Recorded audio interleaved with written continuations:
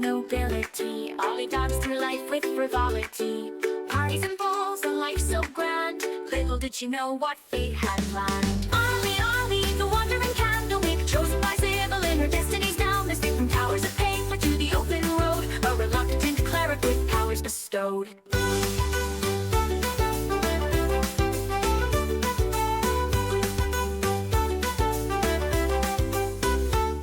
From luxury, thrust into robes, surrounded by tomes and dusty old globes. But Ollie's mind, sharp as a tack, mastered the legalese others did lack. Contracts and bylaws, she knew them all. Her litigious prowess made bureaucrats fall. In mazes of paper would she find a way to bend the rules and save the day. A holy symbol in a divine dream. Not all in the tower is as it may seem. A true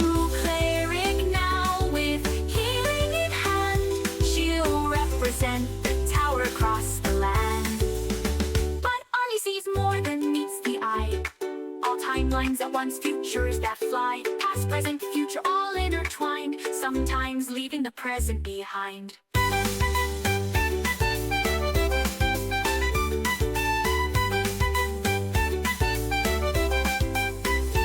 Ollie sees more than meets the eye.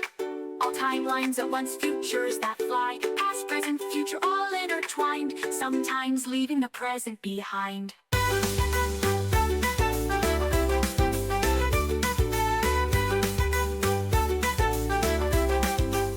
Library cat, shrouded in mystery, follows Ollie through every history. With glowing eyes and silent paws, it guards her path without pause. Ollie, Ollie, the wandering candlemaker, chosen by Sybil in her destiny's now. Mystic from towers of paper to the open road, a reluctant cleric with powers bestowed. Cut from luxury, thrust into robes, surrounded by tomes and dusty old globes. But Ollie's mind, sharp as a tack, mastered the legalese others did lack.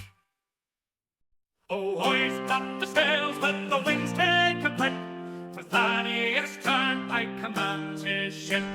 A lord of the waves, a sailor so bold, with magical powers and a heart of gold. Behold, Thaddeus sailed the endless sea, with little Boo as wise as can be. Through tempest and tide, they roam far and wide, the Turnpike legacy, their unfading pride. From the mighty Turnpike line he hails, with the lineage of captains braving the gales. A scion of seafarers fierce and grand, with the smell on his lips and the sword in his hand. Behold, Thaddeus, master of the smell, with little Boo through heaven and hell. They dance with the stars, they flirt with the dew, their laughter echoes in the ocean's blue.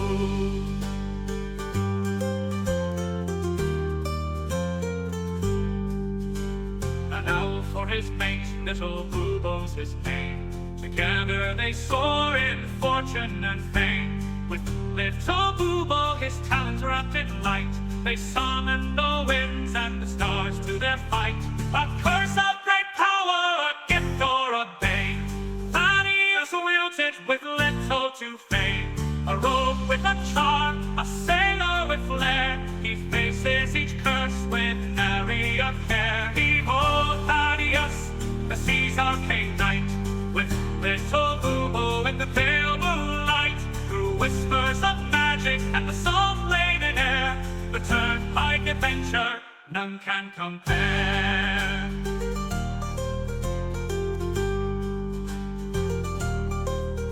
So sing of the Turnpike, the legend, the tale, of Thaddeus and Boo setting sail. For where the map ends, their journeys just start. The sea's in their blood, magic in their heart.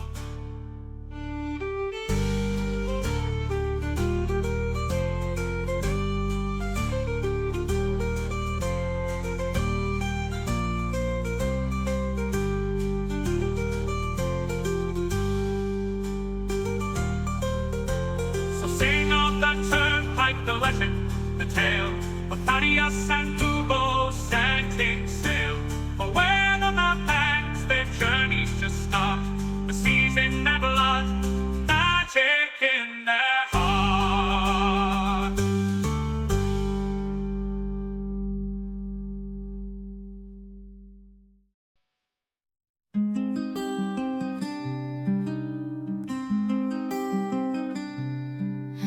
Miscellaneous fields, a halfling stood tall. Sea gray eyes, a fighter's call. With Fiona's love and Angus' smile, his world was bright for a little while. Oh, Harold Gray with list in hand, a promise made, a journey planned. Each task he'll mark, each dream fulfill. For those he's lost, his heart beats still.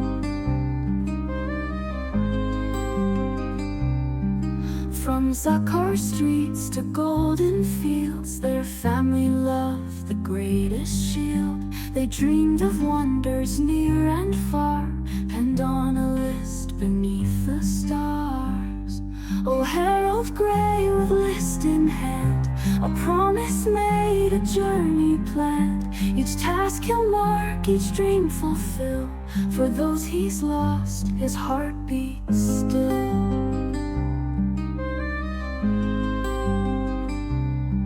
Young Angus fell on distant shore, while Fiona's kiss would come no more. A drunken noble, a vengeful blade, left Harold's world in darkness laid. But from his grief a purpose born, to honor vows that he had sworn. The list unfolds a final wish, a blade resisted a gutted fish.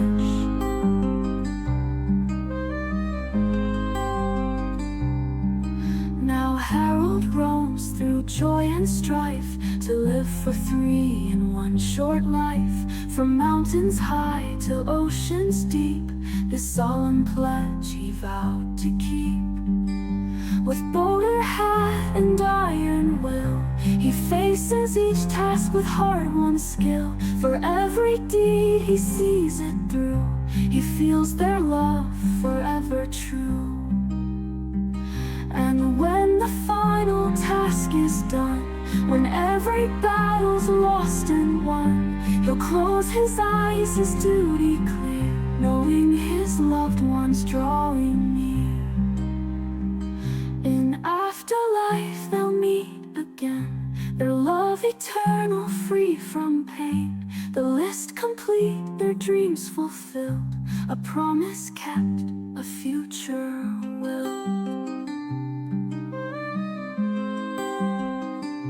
Oh, Harold Gray, your journey's long, but in your heart they're never gone. With every dream that you fulfill, Fiona and Angus are with you still.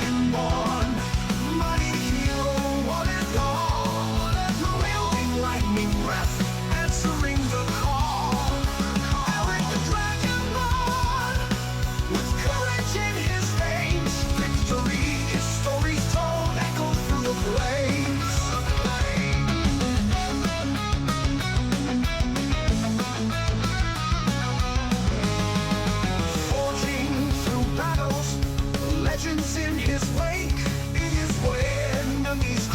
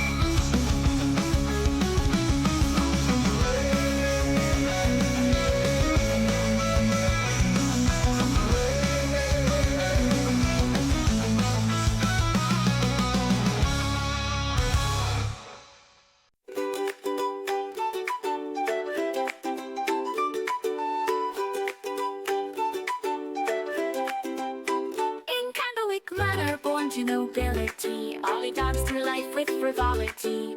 Parties and balls, a life so grand. Little did she know what fate had planned. Ollie, Ollie, the wandering candlemaker, chosen by Sybil in her destiny's down. Escaped from towers of paper to the open road, a reluctant cleric with powers bestowed.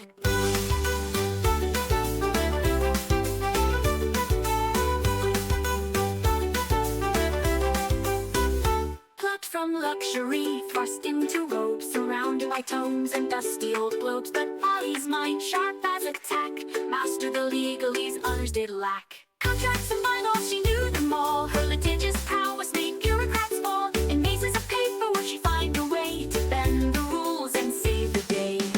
A holy symbol in a divine dream. Not all in the tower is as it may seem.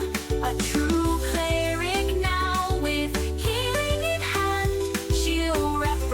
the tower across the land. But Ollie sees more than meets the eye. All timelines at once, futures that fly. Past, present, future, all intertwined. Sometimes leaving the present behind. But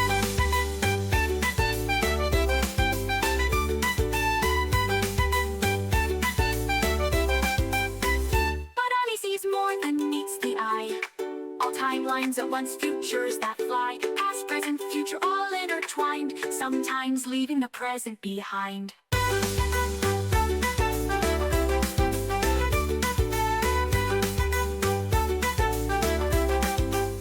Library cat, shrouded in mystery, follows Ollie through every history. With glowing eyes and silent paws, it guards her path without pause. Ollie, Ollie, the wandering candlemaker, chosen by Sybil in her destiny's down. Escaped from towers of paper to the open road, a reluctant cleric with powers bestowed. Cut from luxury, thrust into robes, surrounded by tomes and dusty old globes. But Ollie's mind, sharp as a tack, mastered the legalese others did lack.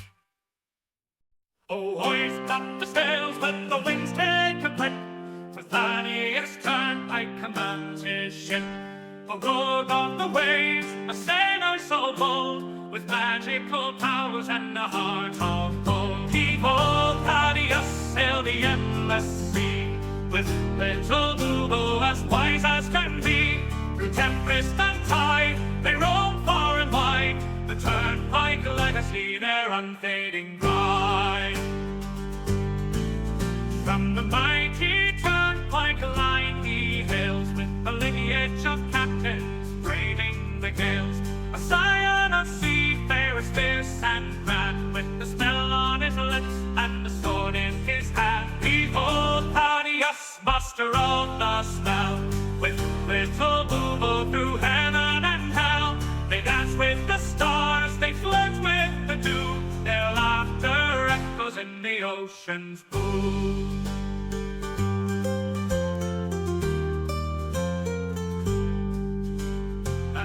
For his mate, little Boobo's his name. Together they soar in fortune and fame. With little Boobo, his talents wrapped in light, they summon the winds and the stars to their fight. A curse of great power, a gift or a bane, Thaddeus wields it with little to fame. A rogue with a charm, a sailor with flair, he faces each curse with nary a care. Behold, Thaddeus, the sea's arcane knight, with little Boobo in the pale moonlight. Through whispers of magic and the salt-laden air, the Turnpike adventure none can compare.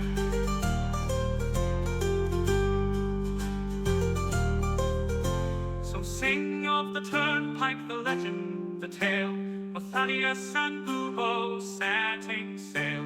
For where the map ends, their journeys just start. The sea's in their blood, magic in their heart.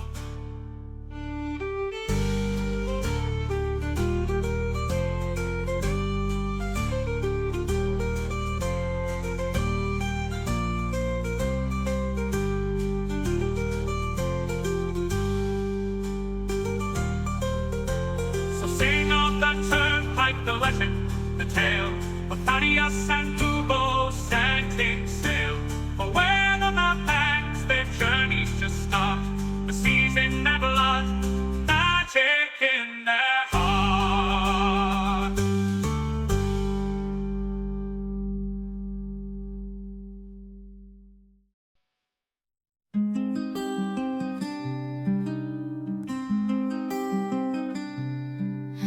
Solonia's fields a halfling stood tall.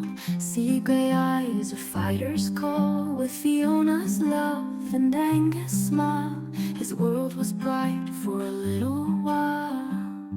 Oh, Harold Gray with list in hand, a promise made, a journey planned. Each task he'll mark, each dream fulfill. For those he's lost, his heart beats still.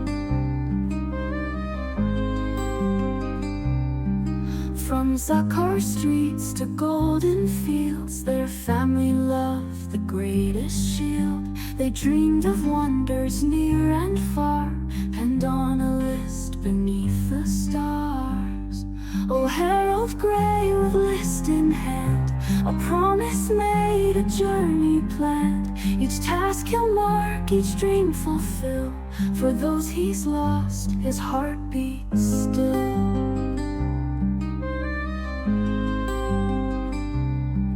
Young Angus fell on distant shore, while Fiona's kiss would come no more. A drunken noble, a vengeful blade, left Harold's world in darkness laid.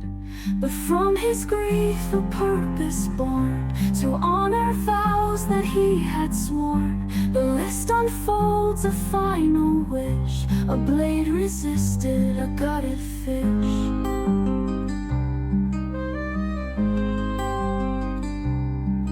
Now Harold roams through joy and strife, to live for three in one short life. From mountains high to oceans deep, this solemn pledge he vowed to keep. With bolder hat and iron will, he faces each task with hard-won skill. For every deed he sees it through, he feels their love forever true. And when the final task is done, when every battle's lost and won, he'll close his eyes, his duty clear, knowing his loved ones drawing near. In afterlife they'll meet again, their love eternal, free from pain. The list complete, their dreams fulfilled, a promise kept, a future will. Oh, Harold Gray, your journey's long, but in your heart they're never gone. With every dream that you fulfill, Fiona and Angus are with you still.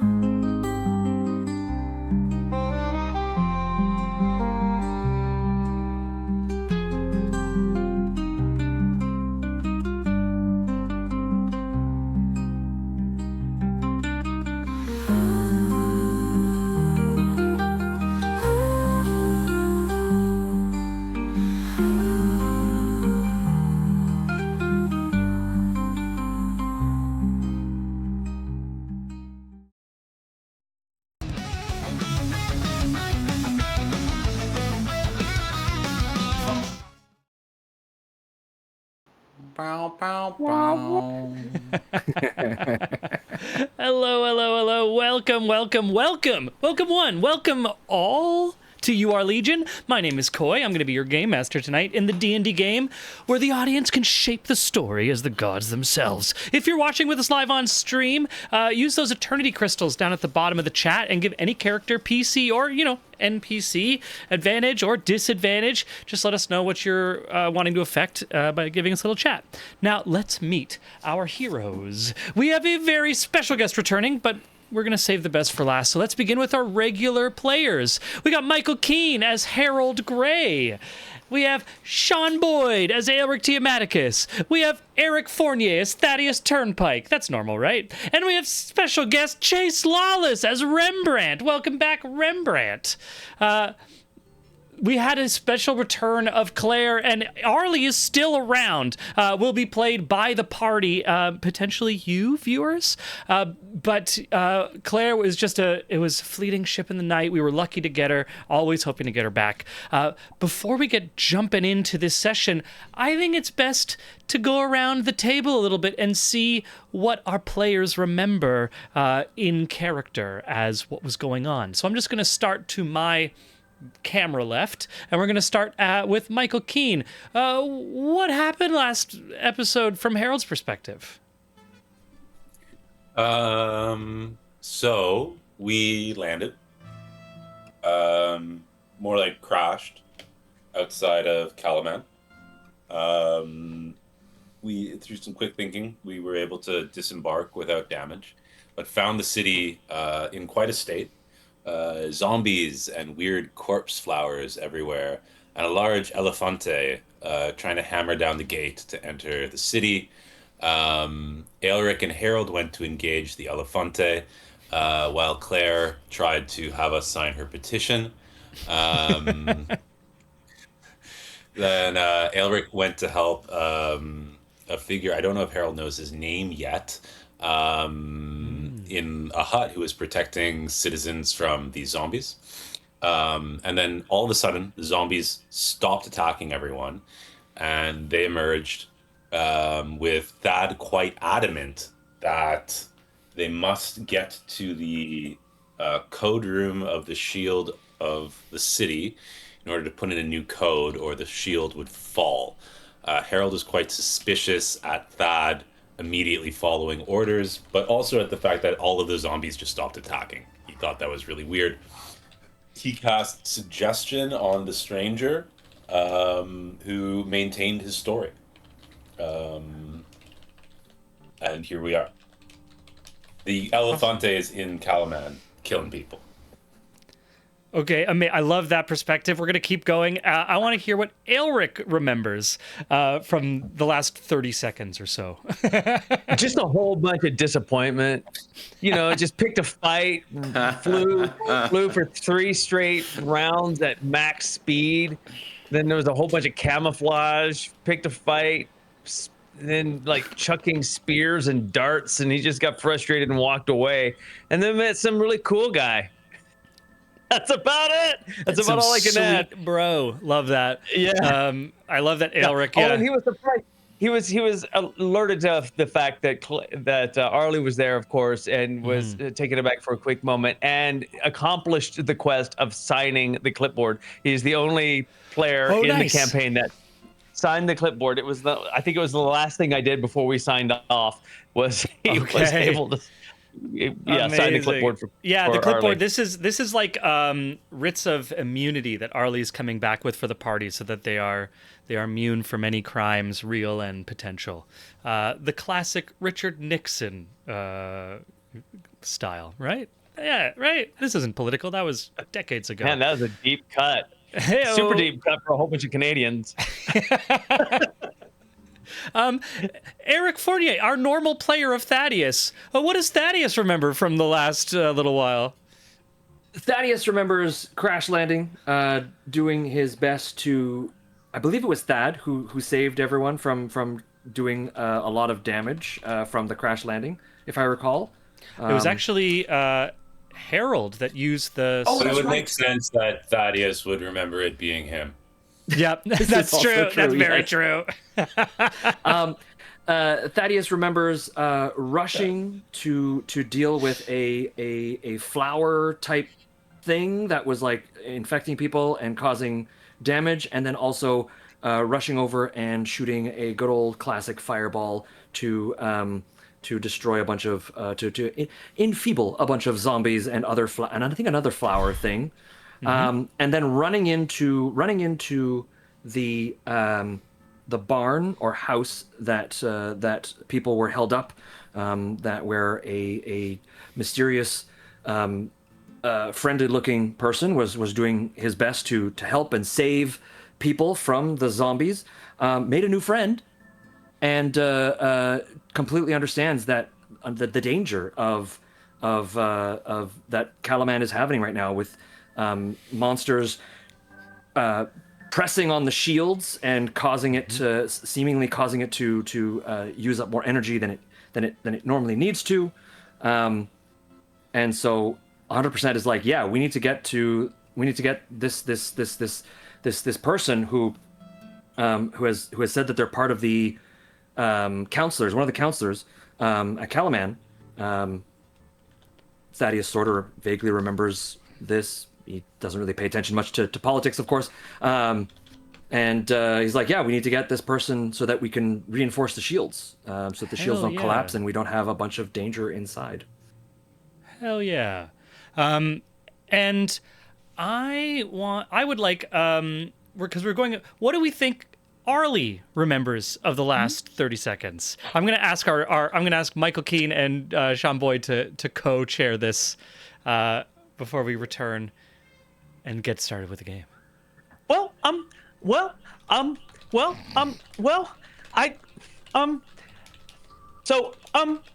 just wanted the clipboard signed, and then I walk in and there's just activity, and so Why is no one signing these papers? I'm waiting for a King tag in there. Sorry. I think Arlie is very focused on her task, 100%. and so far doesn't really appreciate the danger posed to Kalaman in the moment. No, yeah, and I mean to be fair, that was the worst impression of Arlie ever. She was on point as soon as she came off that thing. Saw all the baddies. She summoned the family. They're dancing around, distraction, killing zombies. Yeah, there's been a lot. She's done quite a lot of activity for sure. I think it's, those things like when you're really good at something, you can kind of forget what it's like to not be really good at something. For a level 15 cleric wandering into a zombie infested area, their channel divinity can just absolutely destroy any of them in range. And so maybe, as usual, Arlie's aloofness is usually like the surface level of a much deeper, profound wisdom, and her understanding that, like, if I really want to, I could just kind of end this thing right now. So I'm just gonna kind of like there's that confidence, I think, going under the surface with Arlie. We are all level 15. But we are going to come back. I want us to come back into play as Rembrandt tells and reminds us, our players, what is going on. We last left with our players all huddled outside the gates. The massive smoke bomb that filled the broken down gate of the western walls of Kalaman is just starting to dissipate. Our party is protected in the circular spells of dancing Kender, this is the spiritual guardians effect that Arlie has cast. So everyone is quite protected. As Harold has noticed, the zombies have also kind of stopped moving. But while we're in this little moment, Rembrandt has a moment to actually catch everyone up. So let's get started with Rembrandt. So we're all walking towards the city, correct? This is where we left off. I think if you had already started walking, then yeah. You're right. Yeah. So this is a walk and talk. Okay. Hell yeah. All right. So here we are.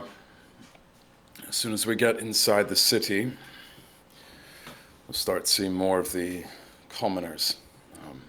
People who've been acting strangely for some time now. Perhaps I better explain myself a bit more clearly now that we're headed in the right direction. My name is Rembrandt, and I am, you could say I'm prophet of Ao. Ao is an altruistic god who does not take kindly to the meddling of outer gods. Since my time here, I've been trying to help these people from a particular outer god. I'm just trying to corrupt them and who knows who else when they're finished from this place. Because of my devotion, I am given certain protections against this particular strain of outer god. I can't guarantee that the rest of you won't be protected. I can extend it upon one, two, a couple others at a time, my followers in the city. I can even use his holy light to ward away the undead, but I'm not all-powerful. I don't know what's in that city. I don't know what this thing that you speak of is that's causing such havoc. I can only assume that he is a denizen of this outer god. I can see that your friend does not trust me. So I want to give you the opportunity to ask any kinds of questions that you may have as we continue to our goal.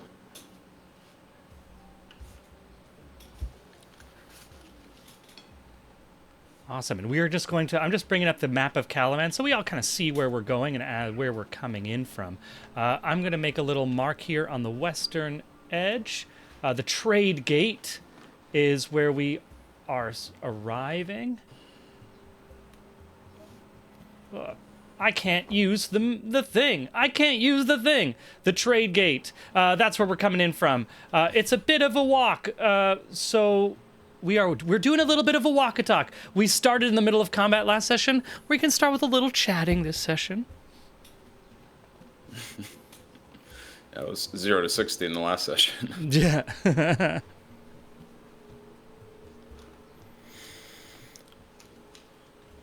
You muted. Yeah, totally. I muted Harold. Oh.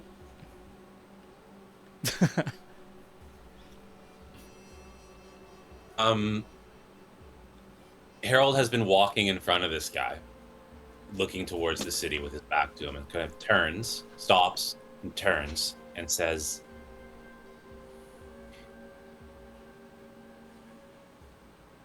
I don't know you, and you can understand my hesitance to admit you into the most sensitive room of the entire city when you insist that we not first consult with any of the mages here, merely on your guidance alone.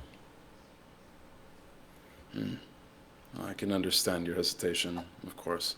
You don't know who I am or what I've done, what I've been through, what I've seen. I'm asking you to trust me, and that's a lot. Well, if there's anything that I can do to help you with that, I'm more than open, but I'm not sure if I can make it to the control room without your help. I have taken certain vows. I have no possessions. I carry no weapons, no shields, no armor.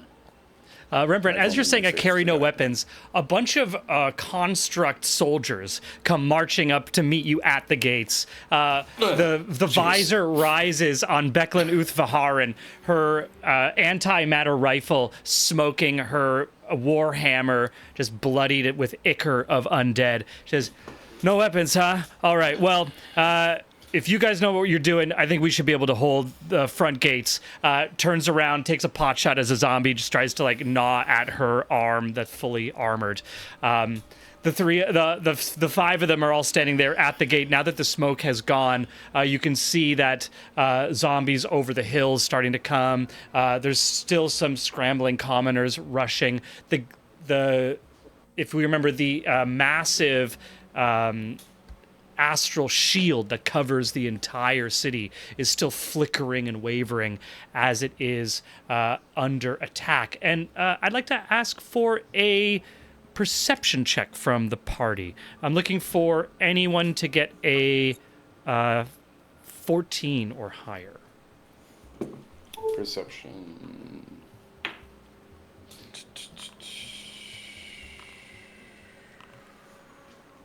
Nice. I 12. love it. 12. Elric with a 5. Amazing. Well, it's always wisdom, baby. You know wisdom. Boom. Arlie sees it. Thad sees it. Arlie and Thad see. So outside of the flickering is like a dark, swirling cloud, almost like precursor to tornado. But Arlie and Thad are able to focus on a point in the sky of large, draconic wings perched on this astral shield, still holding out what is the large body of an adult dragon, but out of its mouth are spewing tendrils, not just a normal draconic snout, but mutated into these lapping tendrils, clashing at the shield. Where it stands on the shield, you can see ripples of the magical energy warding it off, but it is trying to get in, among other things. Sam sees it, points, and goes, that can't be good.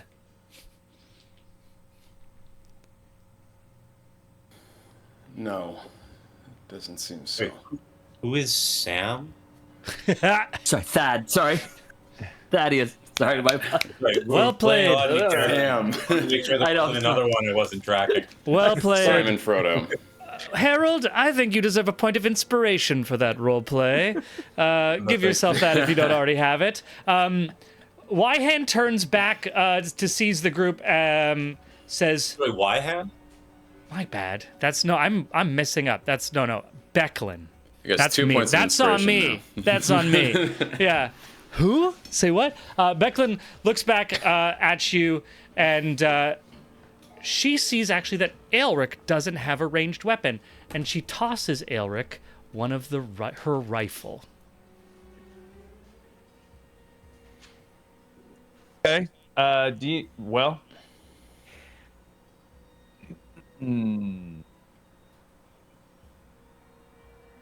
This would be a great opportunity for the human Aelric subconscious thought process to take over, I guess, if that's something I can do, Ooh. since he was a soldier and always used that.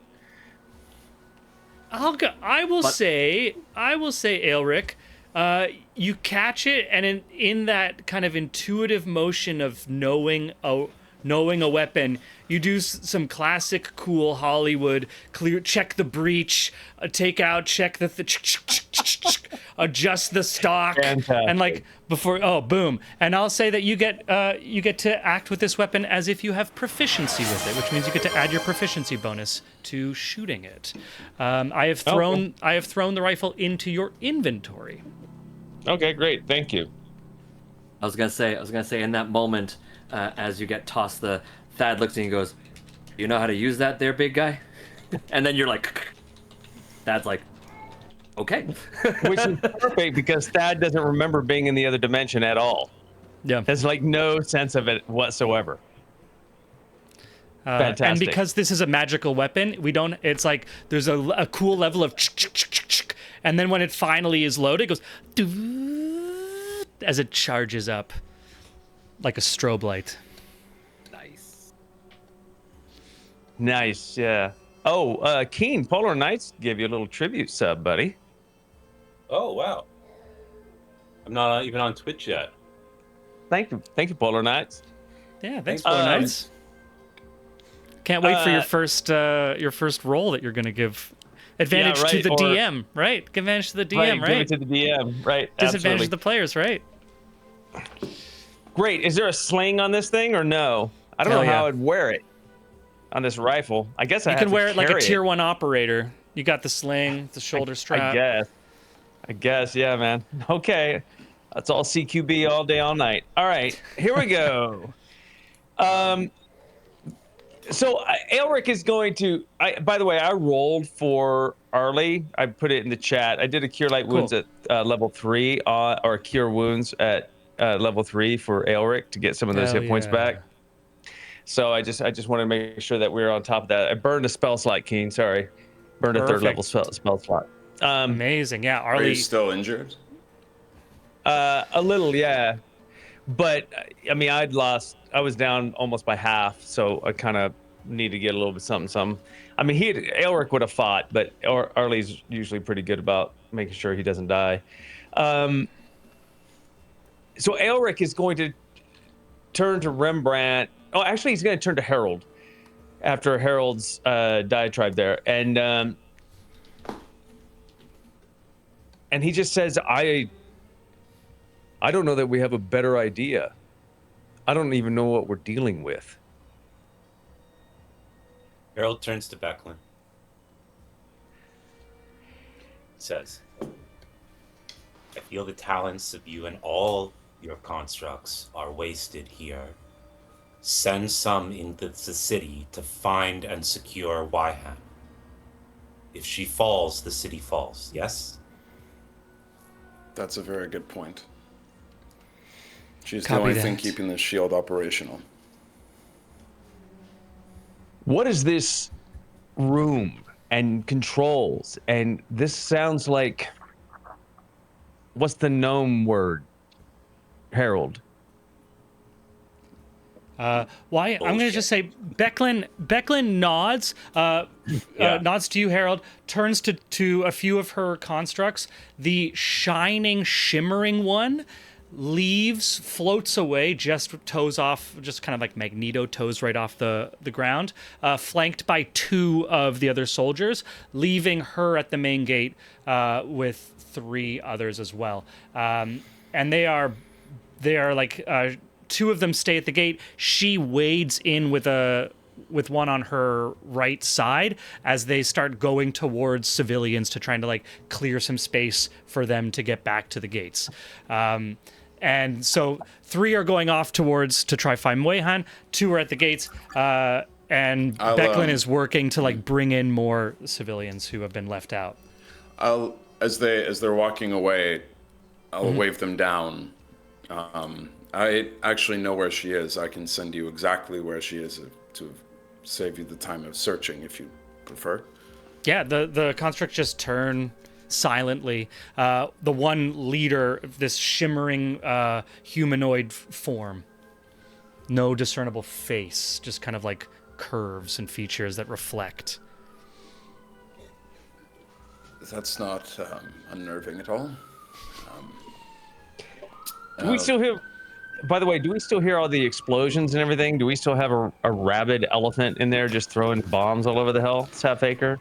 Yes, as you walk through, like you're just standing pretty much on the inside of the gate. Aelric, as you're looking into the city, you see some smoke starting to come up from, like over the roof of, another building. So it looks like whatever that dude is, that Oxyfont, Oxycontin, he's somewhere out there throwing smoke bombs. Okay, so just so I can get a full lay of the land, we got our party. We got a demon-infested dragon. That's banging on the shield. Yeah, it's like high. It's like hundreds of feet above the city. Yeah, it's like on the dome, but it's like waiting. Actively attacking and banging at straight from like Rick and Morty season 8, right? Yeah. Just like slamming against the thing. Okay, gotcha. And then we're in the thing, and then in the distance we have this, and there. So the only thing that's attacking the inside of the city at this point that we can see is this elephant person. Give me a perception check to see if you can. Yeah, give me a perception check on this elephant. You know it's not going to happen. It's a wisdom roll. God dang it, man. That's not gonna happen. Oh my God, 21. Holy 21. cow. Elric, you are locked in soldier mode. We get a bent down, like fingers on the dirt. This is not tracking Harold. This is tracking bipedal elephant. You see the footsteps. You can see the markings even on the cobbles. And then looking up over the tops of the roofs, you can see like a smoke, another smoke. You see, oh, but that would have been thrown from this. You triangulate. You're like, okay, boom. You know the exact path which this guy has gone. Has thrown a few smokes to kind of distract in certain directions, but you have a bead on the direction. I'm going to get us into a smaller map here of Kalaman streets. We are going to start off here at the west side of the streets, and I'm going to bring in our friends. These streets start just beyond the gates, so we don't see the gates here. But I'm going to pull in our little friends. Boop, boop, boop, boop, boop. And I'm gonna draw a couple of smoke screens. Sorry, let me just do that. If anyone wants to talk, you feel free to talk while I just go. So he's doing that. Go ahead. I was gonna say, if I I may, was just gonna say. pop it on the hat, you just go. so there's no confusion with the chat there. The reason why I'm wearing the hat is so we know have a clear distinction as to when I'm playing Thaddeus and when I'm playing the Andolus, the Loxodon.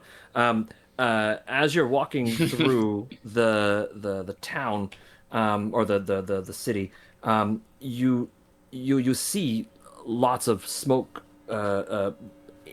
around or surrounding buildings. Every now and then you'll notice some huge etch marks placed into like walls or whatnot.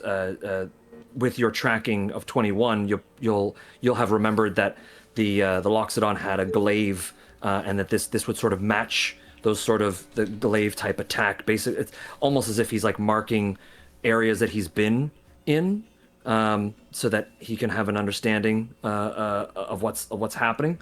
But it's kind of, there's a bit of chaos because at first you don't quite notice why some people are rushing. I mean, one might assume that it has to do with the big giant dragon that's sort of abusing the shield up above. But after a few moments, you hear the telltale signs of zombie type noises coming from the smoke. And after a few minutes of walking, you start to see evidence of these zombie creatures walking out of some of the smoke areas in some cases, or already like chasing after commoners, people who are not zombies. Yeah, that's what I'm adding. That's what I'm adding to the fun littleness of this. Hell yeah. Okay. So Aelric's going to turn to, gosh, we have like a dozen people sitting out here. I mean, this is the biggest party we've traveled with since we were doing the Shadow Desert thing or whatever the hell that was. So Aelric is going to turn to Rembrandt. I don't think Elric's actually heard his name yet, but he said he just says, what is the operational priority here? Other than, I know we have to get this shield, but this thing is running rampant in the city. Do you need all of us for this, or can we split up?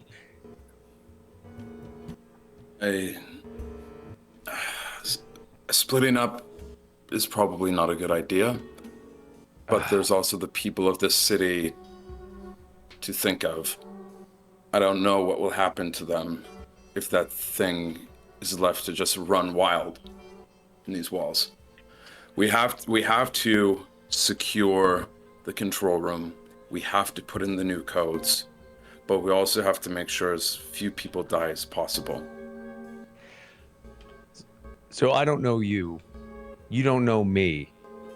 But do I look like somebody that can put codes into a machine? Or do I look like the guy that many needs to take skills. care? Rembrandt, in your ascetic robes with no weapons or armor, how tall is Rembrandt, by the way? Oh, he's a modest 5'8". 5'8". Okay. You look up at a a creature out of myth, looming above you, a full head tall, about 6.5 feet tall when stooped, broad as two of you side by side, with folded draconic wings on his back, which open to about 20 feet or 15 feet when fully extended. Two magical long swords on his. Are they on your back like Blade, or on your hips? No. They're on my hips. I couldn't like pull a them if real, they were like on an my back. actual sword would, like a real sword, not like not like some stupid movie. And now a brand new Celestial War era antimatter rifle strung like in that operator position. His hands end in taloned claws, skin deep blue scales. He could probably cup a human skull with just the palm of his hand. That's just to put a picture in our mind as to who we're talking to. Okay. I'm happy to do whatever you think we need to do. But if you need us to stay together, then this town is going to get destroyed. But if we can split up, maybe we can mitigate this other thing. Because I don't think you need 12 of us to go down and get the codes right if Yhand's taking care of it.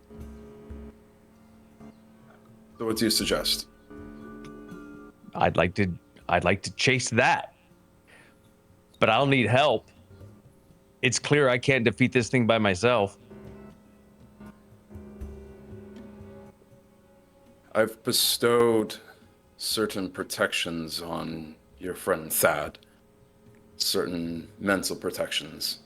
I would trust him going with you. If I'm needed to help with the rest of you, I can do my best, but if you're out on your own, there's nothing I can do. If this threat tries to meddle with you. And Arlie steps forward and says, before Thad goes, could I just get his signature on this piece of paper before he goes off, Aelric, with you? If he could just sign here, that would be great right now. And then Aelric turns to Harold and says, you're okay going with this guy? I'd prefer to hunt the elephant, but you go Then with come him, with but- me. I'd rather you No. come with me. No, I'd rather you go with Rembrandt, Aelric. But if you and Arlie or you and Thad want to go off chasing it, that's fine. So you would rather you want to go attack that thing, and you want me to go down in the hole? Yes.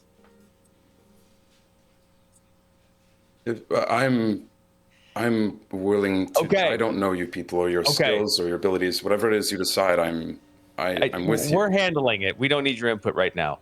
We're handling it. Okay. Understood. Okay, Harold. I'll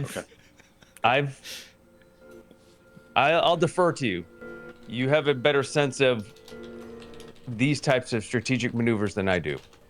I'm meeting force with force, and obviously, this thing is more forceful than me. So I will leave it to you and Thad. Is that all right? Take Thad with me down, and so it's you and Arlie. No, Aelric. Just you. Just you. I've got this. Okay. Thad chimes in. Don't worry, big guy. I got you. We got this. You and me.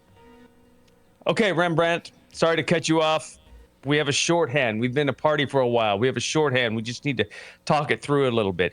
Elric's a little different with a rifle in his hand. So, just a little different with a rifle in his hand. As we all are. As everyone is.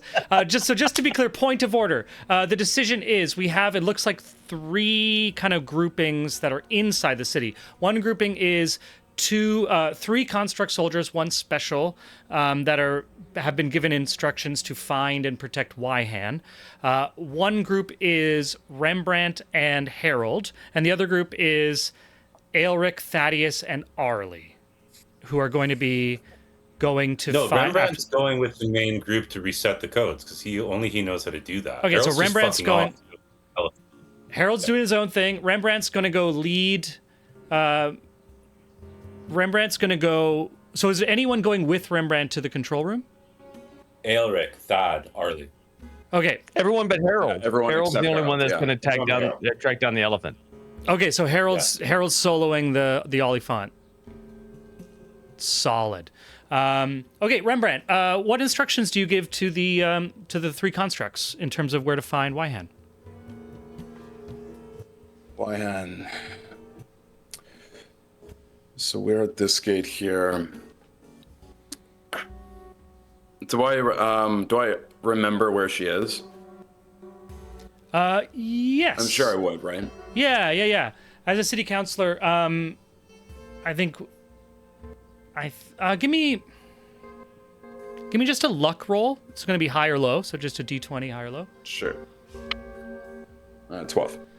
12. Yeah. So you actually saw where she went. There is the like main arcane chamber in the, which is a like focusing point in the castle. She went there so that she could amplify her power. And you actually were like there when she started augmenting the arcane gates with her own energy. Right. Because you were actually one of the counselors that came and warned her about this failing. Once she started that active spell, that's when was it Salome and a bunch of guards stood guard around her, and you left to go try to protect the innocent people that were outside the gates. All right. So I'll tell the constructs exactly where she is. I'll convey that exactly. Just to save time. And awesome. Once told, they're just going to stay turn put and until, they're going to turn and like run in a lumbering kind of orcish, or actually it wouldn't be, or orcs can move fast. It would be a Minotaur-esque run, where no foot ever leaves, both feet never leave the ground at once. Always one foot on the ground, or like actually dwarves kind of run like this probably, why they're so slow, but they move as kind of race walking off, and the center one just floating above. So the party is left, those constructs are off to go support Wyhan. We have the party separating here, so you all are going to move east towards I'm gonna say the far east of the map is where you can get to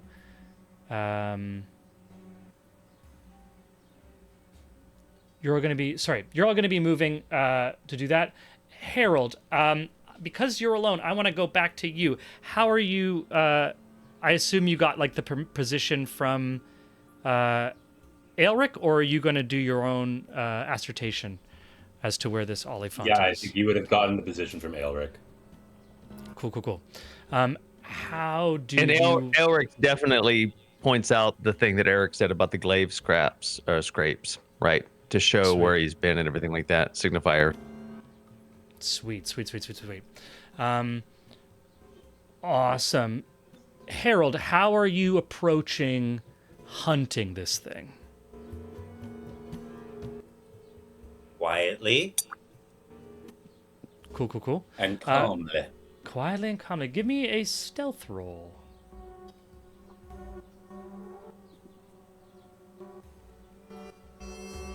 Okay, I can close Arlie's character sheet now, thank God.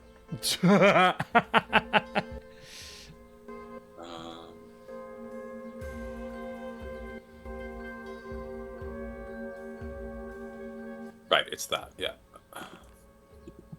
Oh, that's not very good. I'm going to use a charge of luck. Cool. That's a little better. Cool.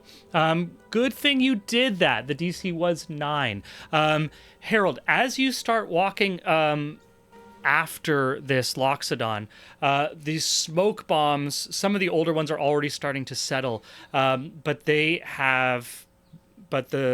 kind of smoke has gone into some of these houses, and you hear from inside the sounds, coughing, scraping, as the humans that inhaled this smoke are transforming. With your stealth, though, you are they do not perceive you as you travel through. So you're able to move through the city streets unseen by these recently turned zombies until you do anything that would make you more, make me more visible. I'm gonna leave you there for just a second. Let's go back to the party because Harold's kind of gone off now down a corner. The party, you are gonna go travel through the streets. Are you trying to go just like? How are you traveling, I should ask? I would assume. Well, what's the order we're traveling in? So Yeah, you tell me. The streets are. Yeah, so I would say. You could probably get I'll go two in the abreast, but yeah. Yeah, yeah. So I'll kind of be a little bit behind the big guy. Okay. I'll kind of tell him what direction we're going. And So we're going Aelric probably first. moving. Yeah, Aelric.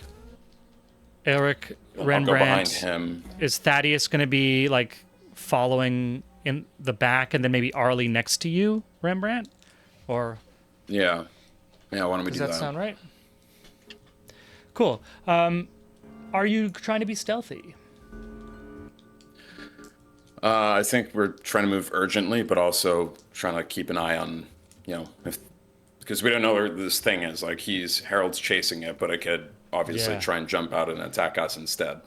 Yeah, I think knowing that it's in that direction, you can choose to move in a place that, unless it like loops back around in a way that you're less likely to be intercept it. Yeah. Because that's not the intention. But I will ask that if you're not going stealthy, everyone give me a stealth roll with disadvantage. This is going to be a DC of 8.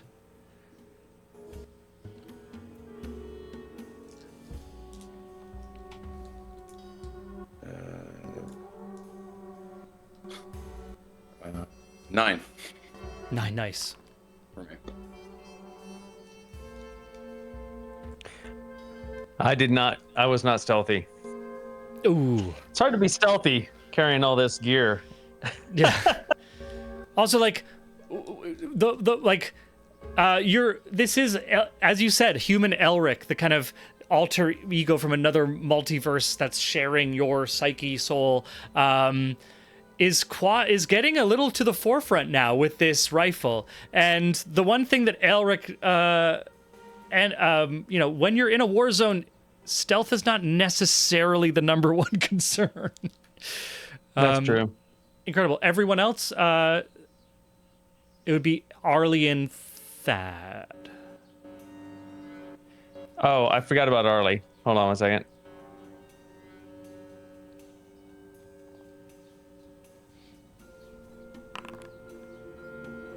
Oh no. What'd you get?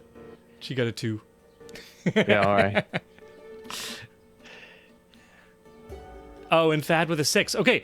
Boy, we're So- noisy. Rembrandt is the only one quiet enough. As you turn a corner, I'm going to take a little roll here. 1. One zombie bursts out of a window, screeching at you. And I am going to ask Arlie got the lowest roll. I'm going to ask Arlie for a athletics or acrobatics test, as this zombie is going to try to grapple her. I'll go with athletics. Okay. With a 17, the zombie beats a 6. Arlie is grappled. I'm going to ask for the party here. It's still, I don't want to slow us 2 down in initiative, so we don't need to go full into initiative because it's just one enemy right now. Arlie is grappled. So who wants to go next? And we'll go kind of around the circle fluently.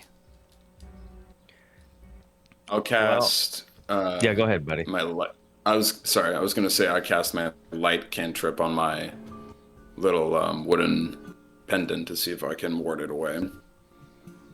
Sweet. Yeah. So definitely, like the zombie shrieks at this holy light coming from your pendant, and we'll roll with disadvantage. And I'm just kind of like holding it at the zombie. No, he's what like, I'm doing. oh my, Arlie, no, okay, no. Kind of like Resident Evil style. This human opens its mouth, and little tendrils start to creep out of the mouth, grasping at her. She's holding it back, but with using both hands like this, having trouble casting a spell because she has to use both of her hands. Thaddeus and Aelric are both there, though.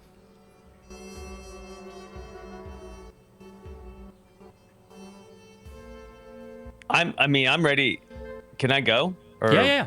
Go for it. Yeah. Yeah, So you go. I'm just gonna quickly,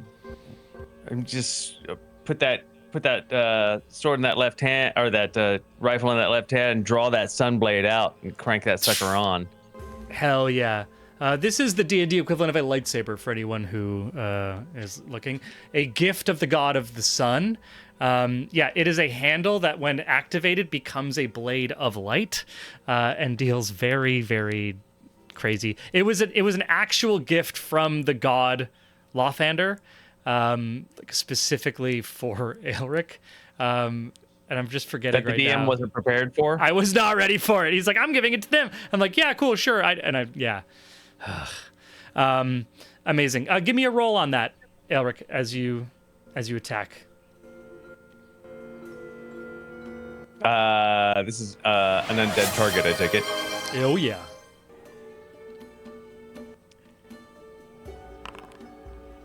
That hits. Got 16. That will hit. Yo. Quel dommage!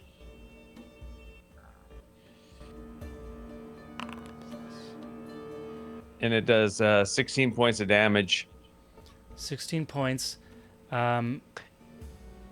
I'm gonna roll. Okay. Yeah, the radiant damage too, by the way. Yeah, radiant damage. Oh, Activate the Yeah. lightsaber. Just the blade goes right through the zombie's skull.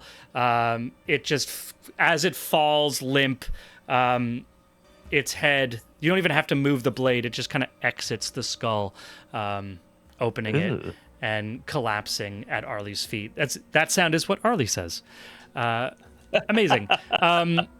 And with that, you start hearing more noises in some of the surrounding houses that have been hit by this smoke, and coming down the street behind you, it is now stand and fight or start running. And we are going to come back to Harold. Harold, you're still moving quietly. I will say, give me either a perception or investigation check as you are hunting.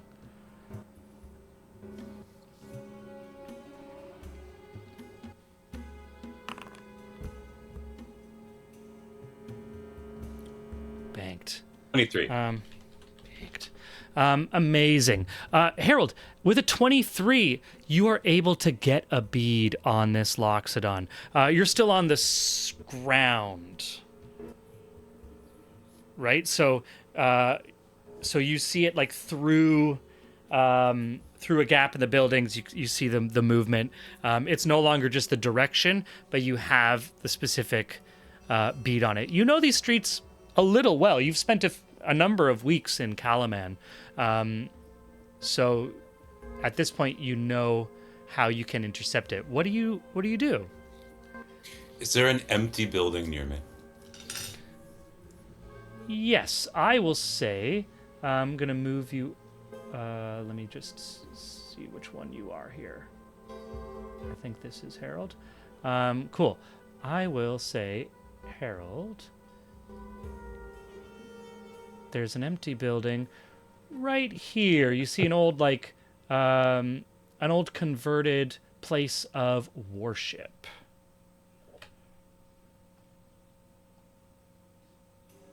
Okay.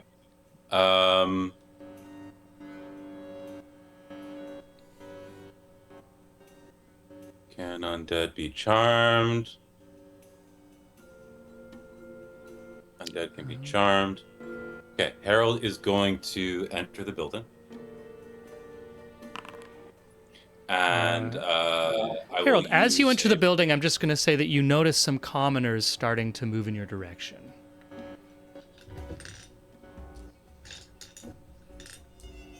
Okay.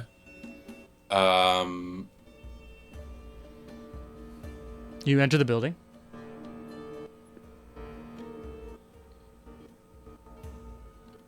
Prestidigitation is a cantrip, right? Yep. Yeah.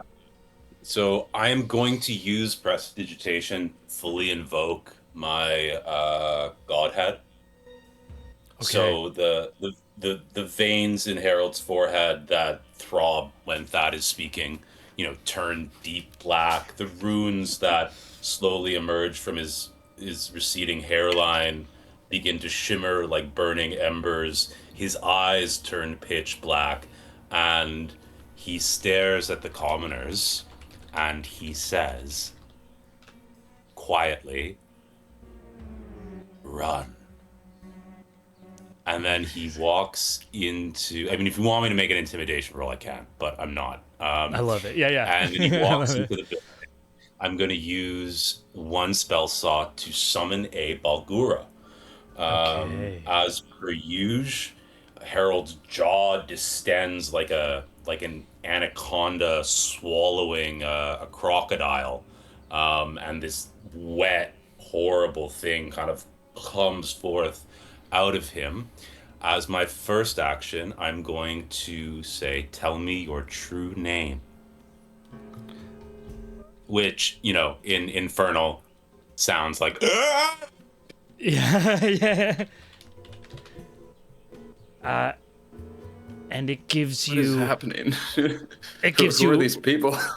Raum is its name translated. Yeah, Harold is a fighter warlock serving Inpu, one of the gods of death, and as a high-level warlock has the ability to summon demon, a greater demon. Yeah, Harold's terrifying. He turns to Raum and he says, "There are zombies in this city, and there are civilians.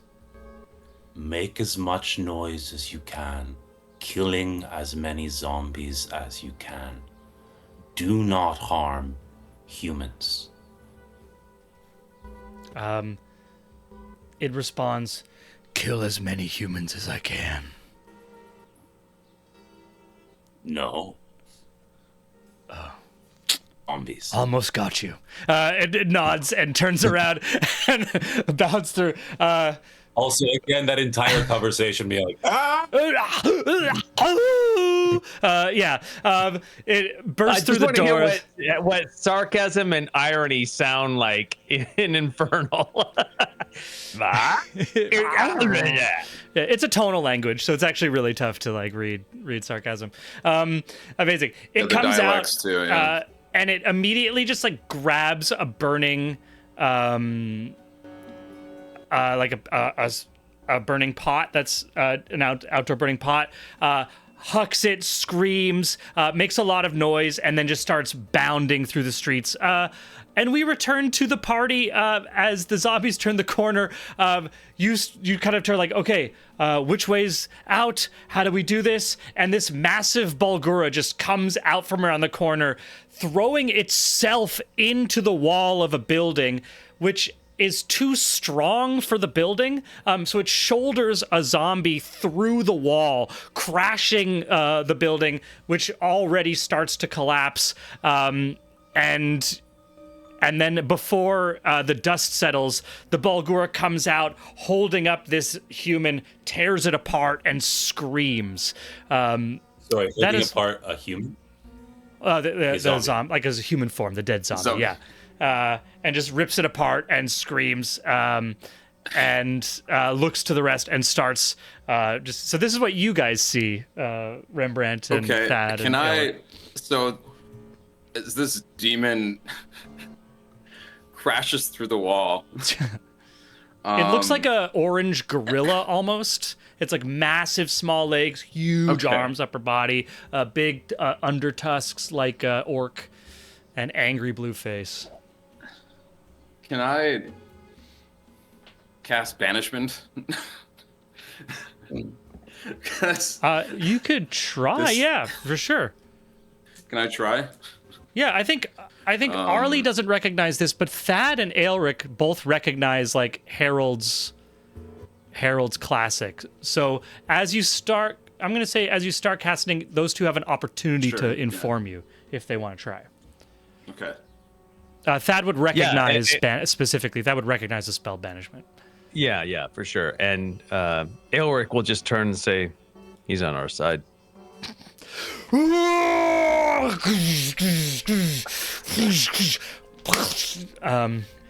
Yeah. You're sure?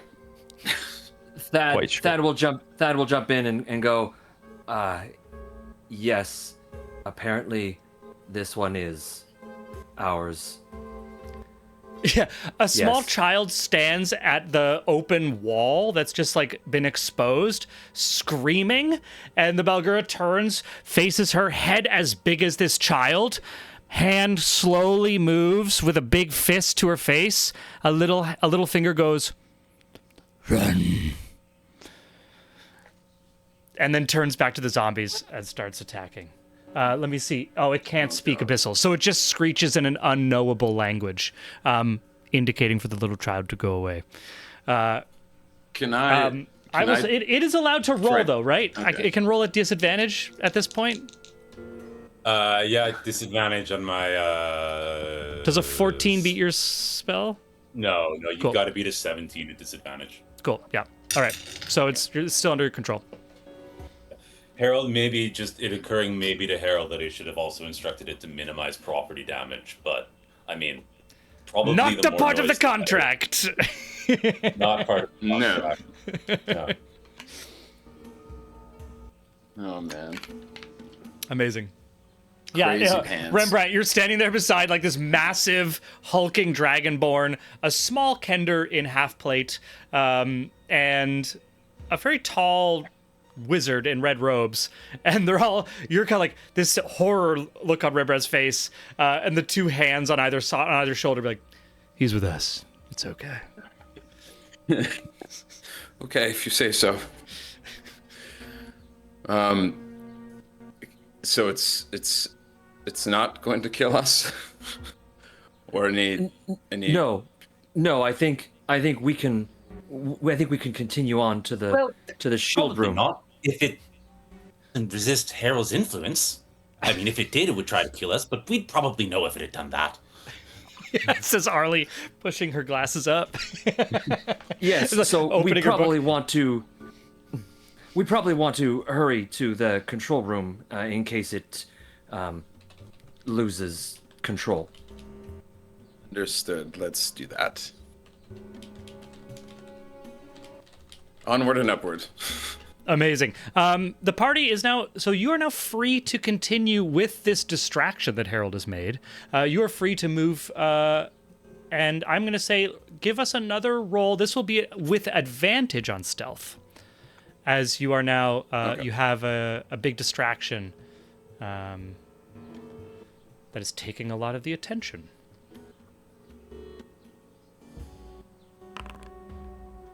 Cool. 23, 17. Arlie and Aelric, I think we're missing.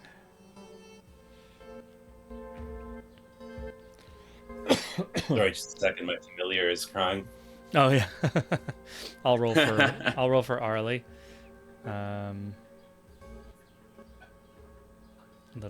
Where is stealth here for Arlie? +0. Still got a 16. Heck yeah. Oh, you're muted, Sean. We haven't heard anything you've been saying. Sorry. Fantastic. I was struggling, trying to call up her sheet again. I was sitting there struggling. Sorry about that. No, it's all good. My sheets are not super great on this stupid board. Having to run the characters like I'm running them, so I'm sorry. Yeah, this is dude. taking me a lot longer than I. All good. anticipated. I'm just gonna quick roll for you. What was it then? Stealth? Stealth. Thank you. With advantage. Yeah, It's good. You're just trying to beat an 8. It's just the passive perception of the zombies. Yeah, so yeah, with yeah. everyone succeeds, so everyone is able to move quietly, undetected through the city. So we're going to return. We're going to return to Harold, and we'll come back to the party potentially chatting a little bit during Harold's, hunt, as it were. Harold, you stand in this empty building. The destruction path going off to the north and west from you. You have a bead on this Oliphant, which is to your southeast. More like south-southeast. The first thing that Harold does is wipe his mouth. Yeah. Get all the ichor off of it. Ugh. A little like orange fur still in the saliva. Yeah, spits.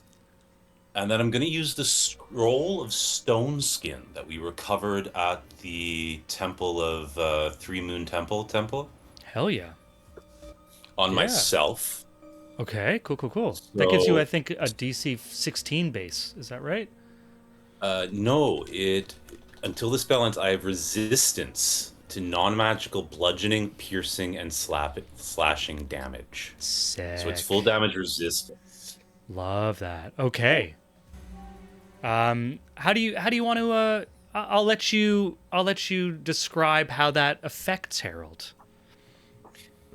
It's almost like he's becoming even more of his patron for a moment, like a statue in a temple. The glyphs that are still in his forehead from casting remain, but are almost as though they're now carved into what is his skin. Nice. He's somehow dusty, sandy, like a room in a crypt that's in a desert temple that's never been opened. I just watched The Mummy 2, so yeah. Hell yeah. Hell yeah. Not as good. Nice. Like Nice. not half the movie. I gotta say, not half the movie that The Mummy was. The first It is one was like really good. really. Why is there a kid in it? Who asked for that? I think it was like, well, Indiana Jones did it. We might as well too. You gotta broaden that audience, buddy. Gotta broaden I love that. audience. Was that, hey, we got the audience horses. is already kids. It's like, Oh no, but and they've got it's the the rock in it for reasons. but it's the natural progression when two adults get together and love each other. They produce a child, and then of course, that's just what happens after years of tomb raiding and stuff. Yeah. Nice. Stealing the Sweet. culture of others. And we were rooting for his death, but of course that didn't happen. Back to the show. After that plug for the Mummy series. So Fiona's gonna walk ahead of Harold about 25 feet, and Harold is now just gonna walk towards the elephant. Amazing. And Dolus, you are going to see a shimmering ghost of an orcish woman coming around. Can she move through walls? Yeah. So just apparating through a wall is this ghost image of an orcish woman that you don't recognize. Harold, you have the initiative. So this is only 2 people. So Harold, you have the initiative on this. You can, in terms of how you want to set yourselves up. I'm going to put Andolus right here. And I am going to bring Harold. I'm going to put you on the rooftop so that you can choose which side you want to come. And I just want to get your Fiona for you. So I'll say Fiona's come right through the building. And Dolus, you're going to be about here in this intersection. I'm not.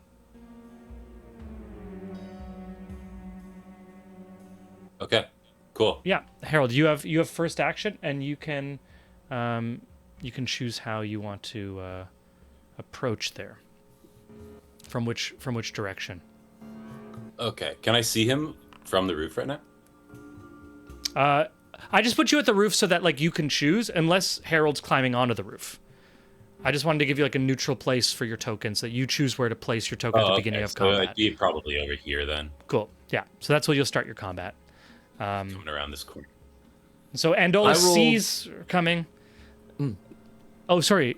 Yeah, I rolled a history because I was just trying to think of myself, like, would Andolus, would he have experienced something like this before in the past?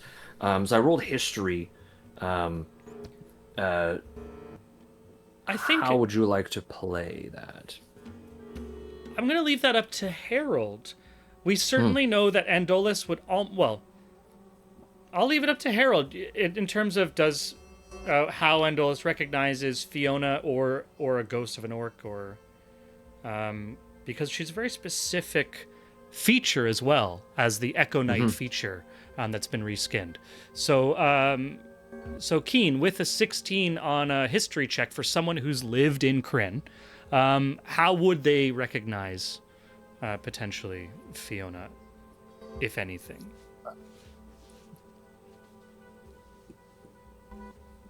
Where are you from?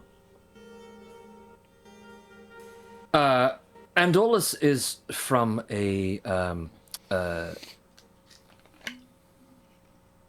jungle that borders on a desert. It's sort of like it's an area of Kryn where there's a large desert land, and then in the middle of the valley there's like these jungles that have formed and grown because the weather down in the valley is very rich with moisture, and so these trees have been able to grow to a jungle like state. And so the whole scourge of the desert valley, the idea is that you hear that and you think, oh, it's a valley of from a desert, but it's actually like it's a play on words, sort of like Iceland and Greenland. Good old Viking play on words, where it's like, yeah, go to Greenland because that place is green, it's nice, and you go to Greenland and it's all ice, and then you go, oh, I'm never going to Iceland which is actually green. That sort of thing. Hey, we have a Viking on the stream, so don't offend them. It's true. I'm not. I am speaking from experience. From Just a thought I'd friend of put you mine on the back foot, buddy. who is Icelandic. I have a friend who is from Iceland. I went to school with them. I knew them for like many years. We're still very good friends, and that's how she explained it to me. She's like, it's an old Viking trick. Dude, I'm just kidding. That was yeah. This is Canadians But trying to be. that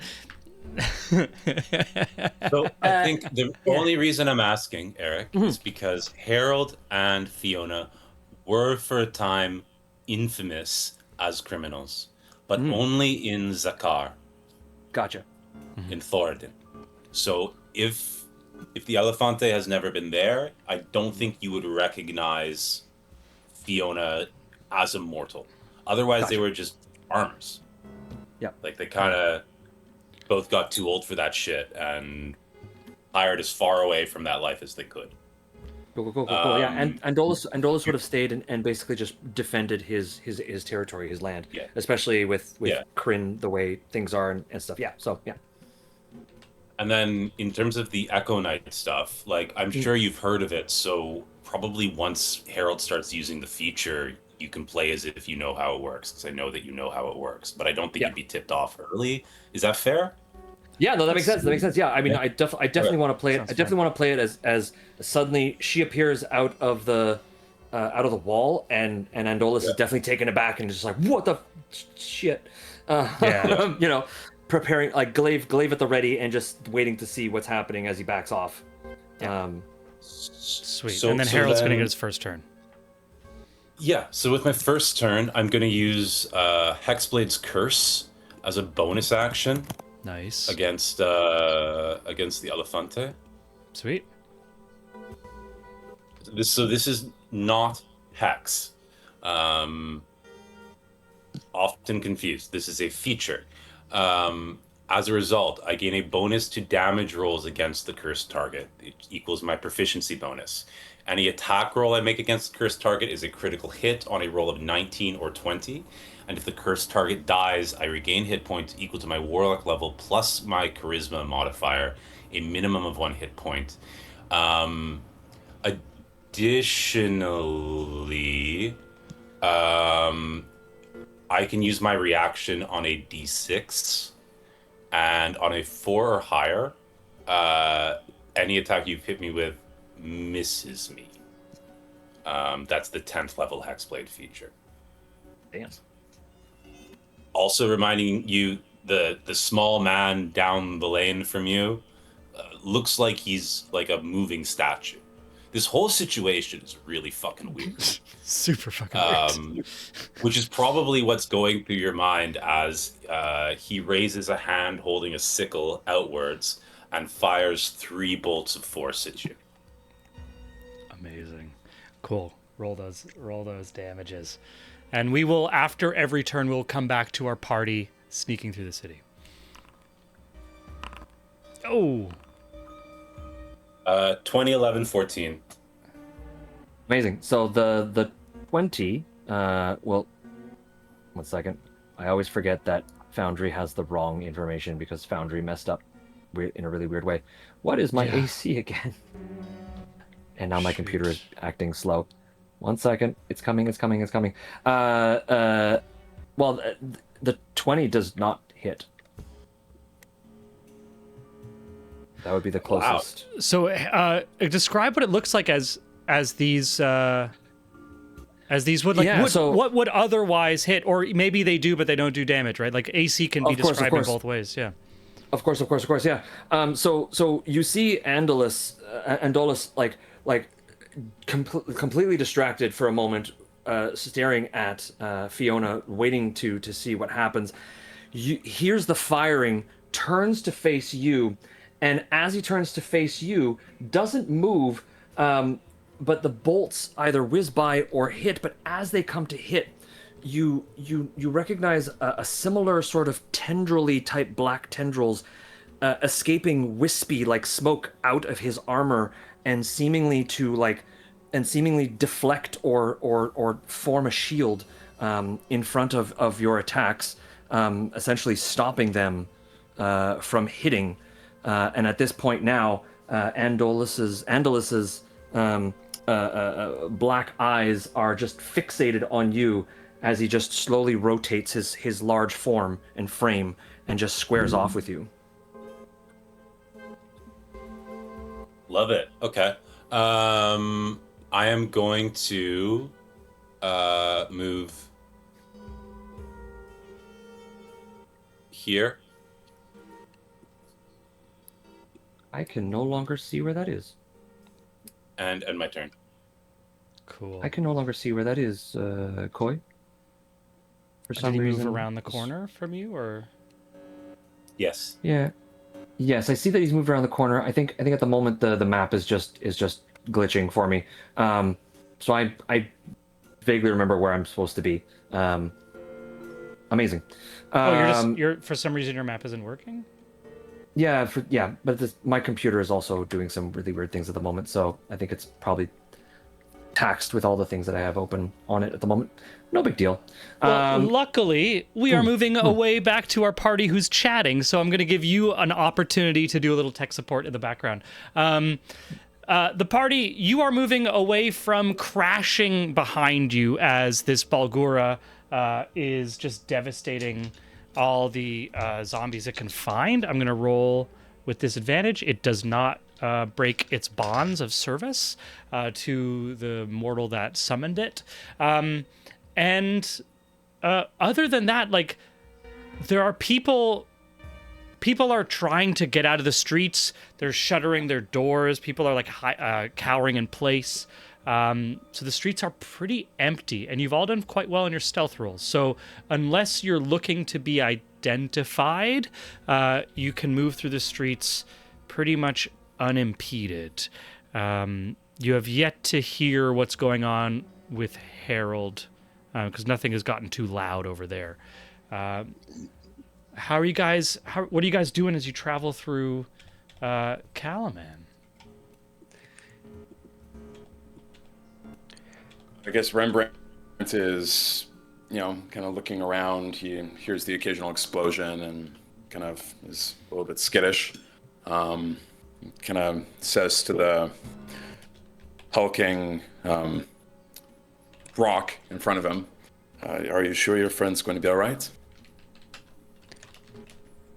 If he thinks so, then I believe him.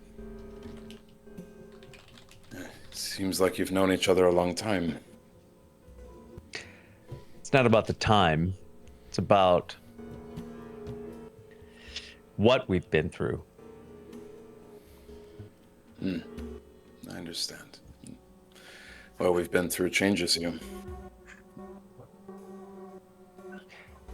That's true. I'm very curious, but I need to ask other. Let's just stay on track.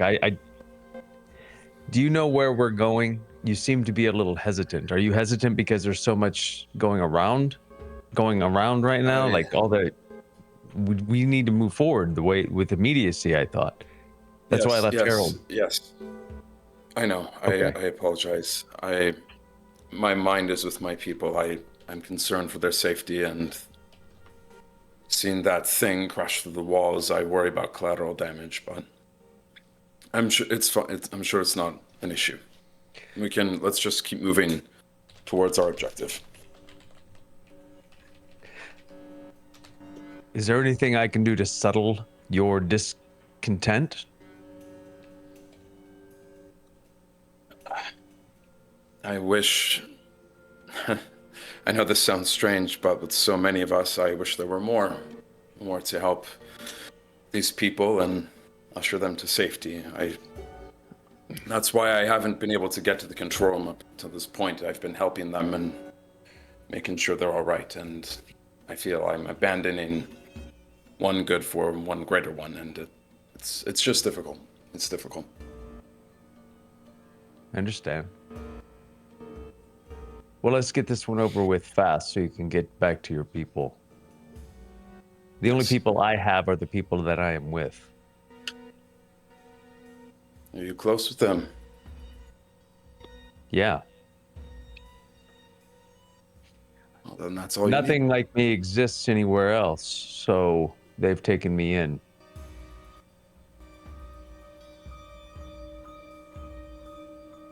They're family. Family. You're lucky. I think so. You're very lucky. Some Well, I mean, not everyone's family. Some, sure. Arlie, Always- I think always here Arlie, to- Arlie always here opens to a keep you book. straight. She has a book in one of her inner satchels. Like, yes, Balgora. I knew I recognized it from somewhere. And she starts reading out the description of the Balgora greater demon that she had identified, having succeeded in a check. Amazing. We are going to go back to our combat.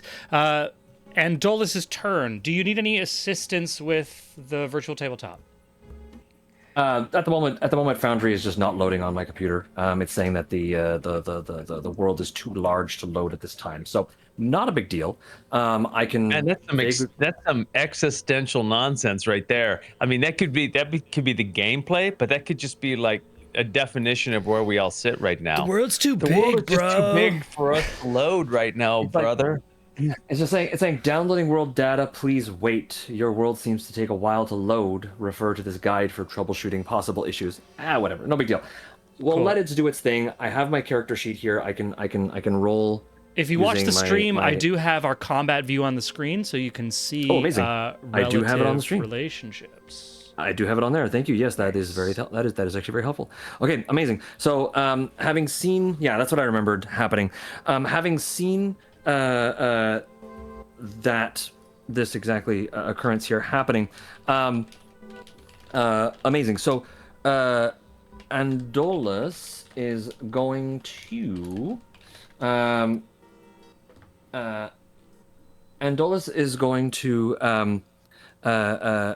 well. Harold, you duck around the corner, after having done your attacks. Wait, and Andolus is large, right? Sorry, I think Correct. okay, I'm just changing his token. Go for it. Sorry. He is a large creature, yes. So you've ducked around the corner of a house alleyway of sorts to sort of get out of range of stuff. As you make your way and turn the corner, you suddenly hear the large trumpet scream and loud foot stomps coming closer, and then suddenly you hear the loud crashing of something going through the building that you are currently beside. And Andolis is going to charge forward using his helm. Using his helmet Charger tusks feet, to crash through. Yeah, his charge feet, Yeah. which Sorry, DM, is it possible for him to do this without provoking an opportunity attack for me? Keeping in mind that Fiona counts for them? Yeah, he will. He will provoke an opportunity attack from Fiona, especially not Okay. considering her in any way. Yeah. do it. Yeah, he did. Yeah, he would not consider you. He would since you were the threat. He was going to go directly towards you. So whatever she does, she does. Okay. So, Game Master, where is Andolis when that occurs? Because He is going to be, as he leaves her opportunity, Aha. right there. I can now not see one the further south, given how this Well, it'd be story's like played? he'd be moving he'd be moving like here to there. Do you know what I mean? And then, okay, sure. So, Andolis, as you pass Fiona, 3 arcane blasts emerge from her. amazing.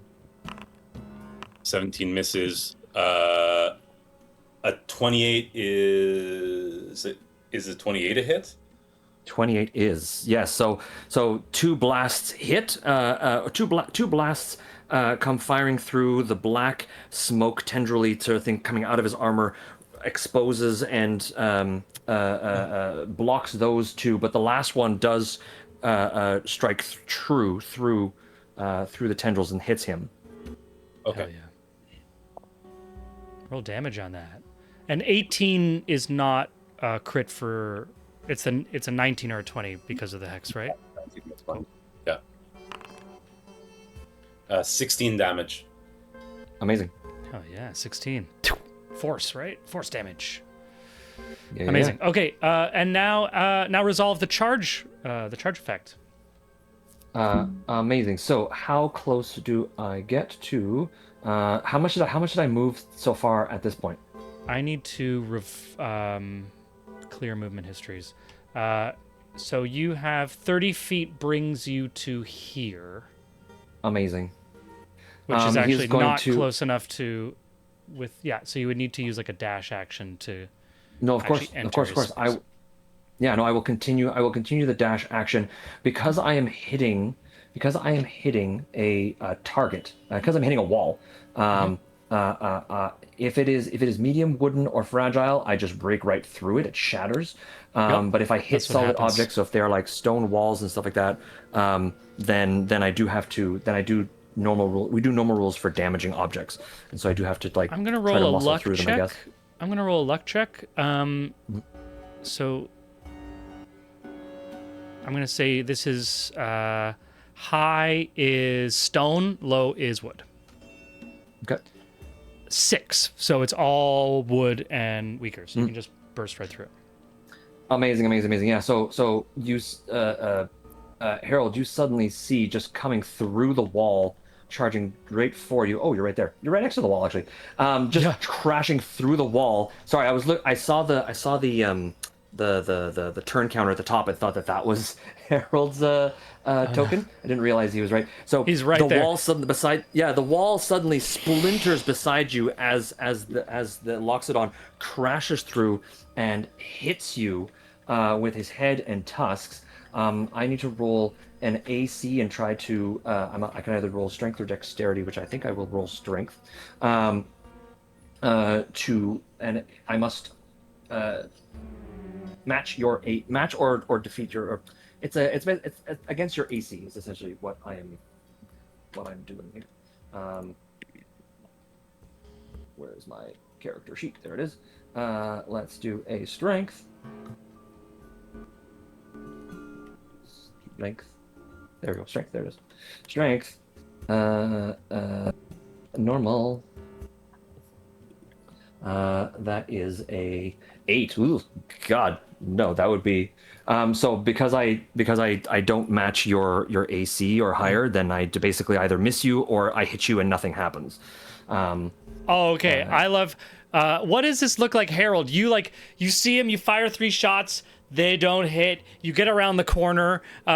You through your magical sense, like you can attack through Fiona. Kind of, you see through her in that moment. See him burst through the wall, and then all of a sudden, the wall that you are leaning on just like explodes as this Loxodon charges its way through, and you get out of the way, like ducking. Find the triangle, right? That's an LA thing, right? Find the triangle near for safety for earthquakes. And I think probably Harold as a halfling is just able to like get underfoot, or does in he? my head, Yeah. what it is Yeah. the Loxodon isn't used to fighting people that are 3 feet tall. Yeah, yeah, And so yeah. I would have hit him square in the chest if he was a human. Yeah. And it just like whistles over his head, and he's just looking up at this thing. Oh shit. Okay. Amazing. Amazing. And you used your dash, which is your action. Correct. Do I still have my 1 second. Did I use it?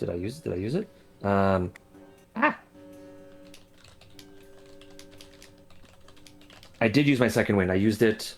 No, not second wind. I used my Second what's it attack called again? earlier last session. Yeah. You haven't had a short rest since your I did the thing bonus- earlier. Okay. yeah, your- Cool. So then I guess I can't do anything. Or can I still move? No, I move because I move 30. You I move dashed to 30 get and you there. have an additional 30 of movement. You needed to move at least what I've put you at. Right. But you can move, I think at this point you've moved 40 feet, so you can move 20 more feet if you so choose. I think I love the fact that he's used to playing people that are bigger, expecting to hit and push them away or whatnot. He's just going to keep going because he was expecting to hit something and stop, but he doesn't. He just keeps going. I love that. I'm going to roll another luck check. High is with a still wood. So you just go through and into the next building that is also wood, and just whoosh, crush through that. That's going to be the end of Andalus's turn. Harold, as you bring your gaze up, you see 2 throngs of commoners, about a dozen in each throng, coming from the north and the east towards you. And we are going to move back to the party. The party, as they're walking, a bunch of commoners actually run up, about 2 parents, human, run up and they're screaming, help, help, help. We'll start there. 2 commoners run up towards the party of Aelric and Thaddeus and Rembrandt.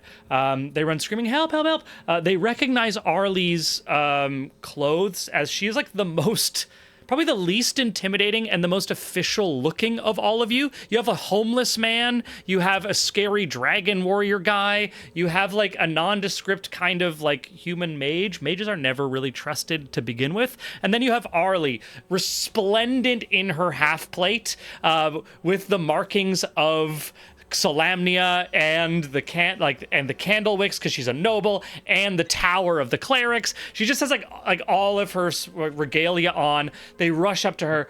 Please, please, you have to help us. Our child is trapped under a thing. The things are coming for you. We need your help.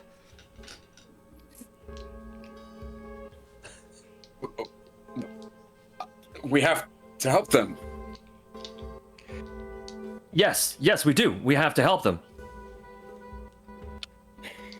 The child could get eaten by the zombies, and then we have to deal with more zombie children. We don't want that for the future of Kalaman, do we not? Essentially, yes. Doesn't get us any closer to whatever you have to do with your crazy gnome technocrancy stuff. But Thad will ask, where's your child? Where are they trapped? Are they in this direction? And points in the direction that they were moving.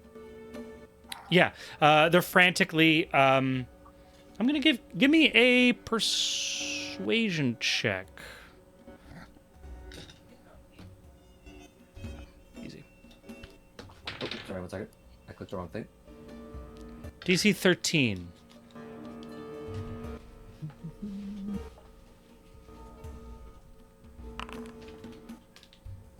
Amazing. That's persuasion. They ignore you and grab onto Arlie, but they do point at where they were coming from. You can see there's still a little bit of smoke from one of those smoke bombs settling. They point back towards that direction, not specifically the direction of the actual chaos of our demon. I'm just gonna roll again. No, didn't beat it.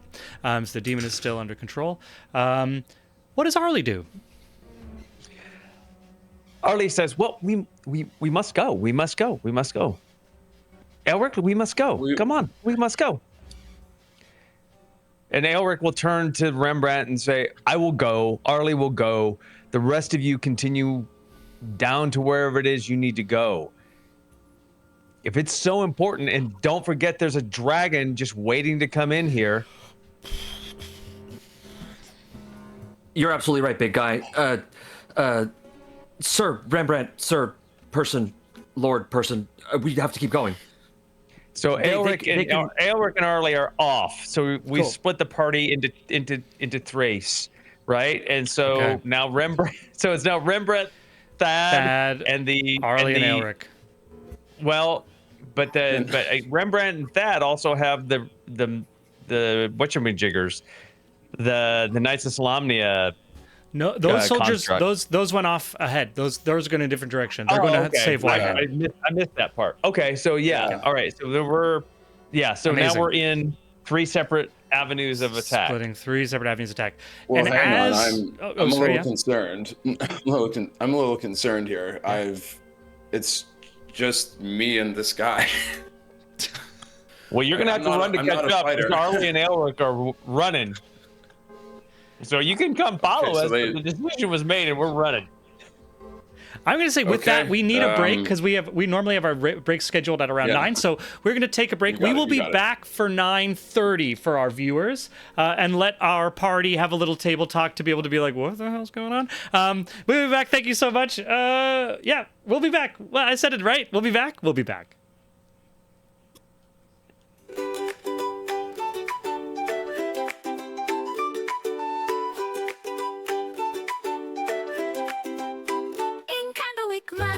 To nobility, Ollie danced through life with frivolity. Parties and balls, a life so grand. Little did she know what fate had planned. Ollie, Ollie, the wandering candlewick, chosen by Sybil in her destiny's down. Escape from towers of paper to the open road, a reluctant cleric with powers bestowed.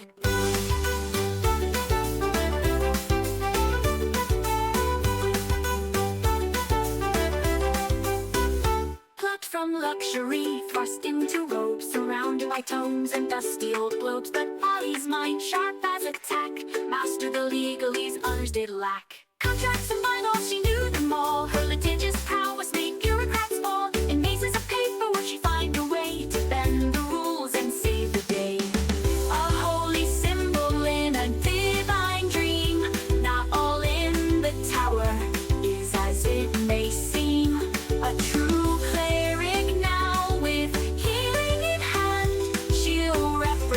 the tower across the land.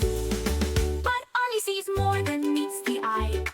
All timelines at once, futures that fly. Past, present, future, all intertwined. Sometimes leaving the present behind. But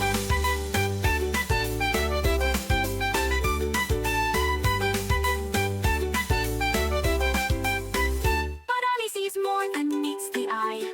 All timelines at once, futures that fly. Past, present, future, all intertwined. Sometimes leaving the present behind.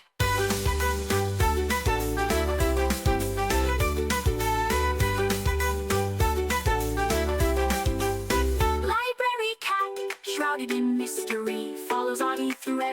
history. With glowing eyes and silent paws, it guards our path without pause. Army, army, the wandering candle make, chosen by Sybil in her destiny's bound. Escape from towers of paper to the open road, a reluctant cleric with powers bestowed. Cut from luxury thrust into robes, surrounded by tomes and dusty old globes. But Ollie's mind, sharp as a tack, mastered the legalese others did lack. Oh, hoist up the sails, let the winds take a grip. For Thaddeus Turnpike commands his ship. A road on the waves, a sailor so bold, with magical powers and a heart of gold. Behold, Thaddeus sailed the endless sea, with little Boobo as wise as can be. Through tempest and tide, they roam far and wide, the Turnpike legacy, their unfading pride. From the mighty Turnpike line he hails, with the lineage of captains braving the gales. A scion of seafarers fierce and grand, with the smell on his lips and the sword in his hand. Behold, Thaddeus, master of the spell, with little Boobo through heaven and hell. They dance with the stars, they flirt with the dew, their laughter echoes in the ocean's pool.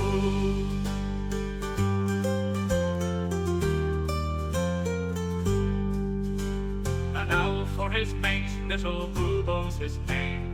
Together they soar in fortune and fame. With little Boobo, his talents wrapped in light, they summon the winds and the stars to their fight. A curse of great power, a gift or a bane, Thaddeus wields it with little to fame. A rogue with a charm, a sailor with flair, he faces each curse with nary a care. Behold, Thaddeus, the sea's arcane knight, with little Boobo in the pale moonlight. Through whispers of magic and the soft laden air, the Turnpike adventure none can compare.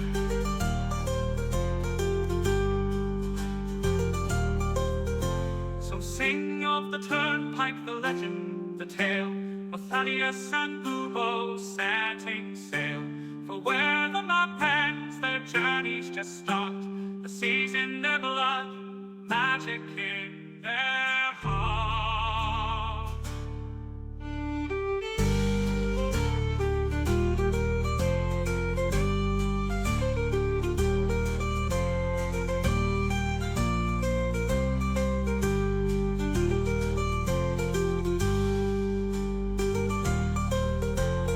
Sing of the Turnpike, the legend, the tale, of Thaddeus and Boobo setting sail. For where the map ends, their journeys just start. The sea's in their blood, magic in their heart.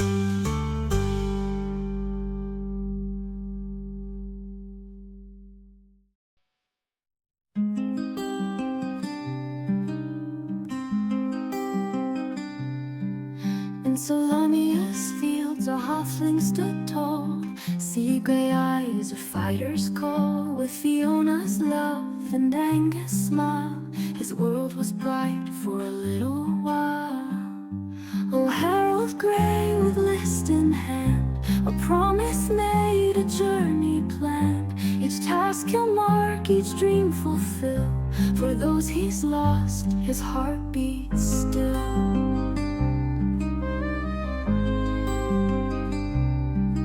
From Zakar streets to golden fields, their family loved the greatest shield. They dreamed of wonders near and far, and on a list beneath the stars. Oh, Harold Grey with list in hand, a promise made, a journey planned. Each task he'll mark, each dream fulfill. For those he's lost, his heart beats still. Young Angus fell on distant shore, while Fiona's kiss would come no more. A drunken noble, a vengeful blade, left Harold's world in darkness laid. but from his grief a purpose born, to honor vows that he had sworn. The list unfolds a final wish, a blade resisted a gutted fish.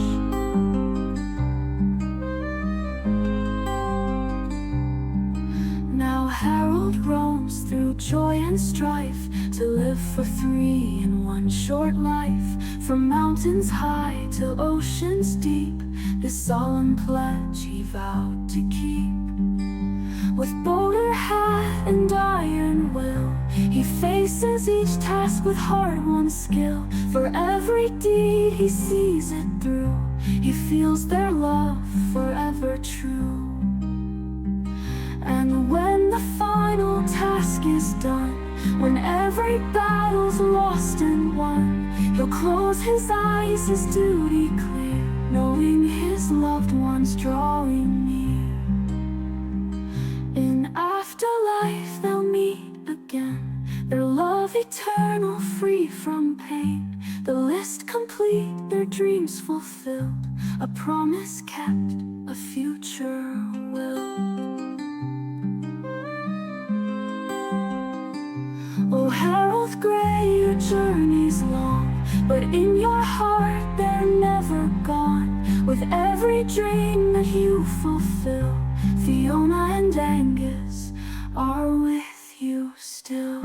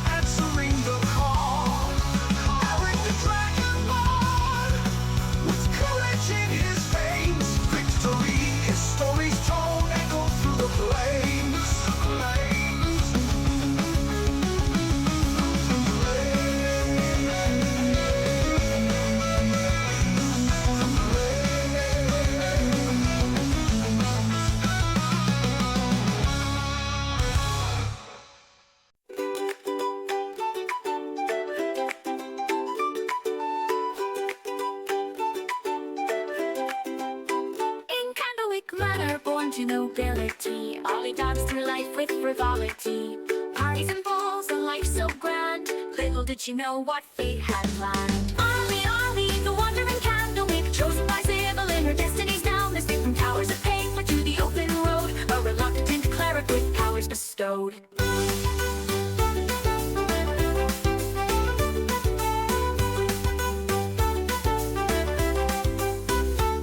From luxury, thrust into robes, surrounded by tomes and dusty old globes. But Ollie's mind, sharp as a tack, mastered the legalese others did lack. Contracts and bylaws, she knew them all. Her litigious prowess made bureaucrats fall. In mazes of paper would she find a way to bend the rules and save the day. A holy symbol in a divine dream. Not all in the tower is as it may seem. A true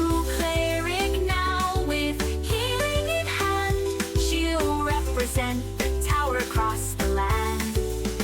But Arlie sees more than meets the eye. All timelines at once, futures that fly. Past, present, future, all intertwined. Sometimes leaving the present behind. But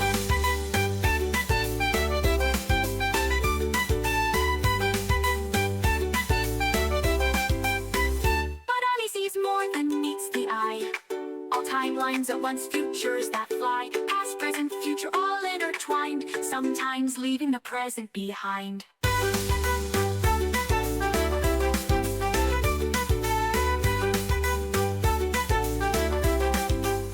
Library cat, shrouded in mystery, follows Audie through every history. With glowing eyes and silent paws, it guards her path without pause. Arlie, Arlie, the wandering candlewick, chosen by Sybil in her destiny's down. Mystic from towers of paper to the open road, a reluctant cleric with powers bestowed. Cut from luxury, thrust into robes, surrounded by tomes and dusty old globes. But Ollie's mind, sharp as a tack, mastered the legalese others did lack.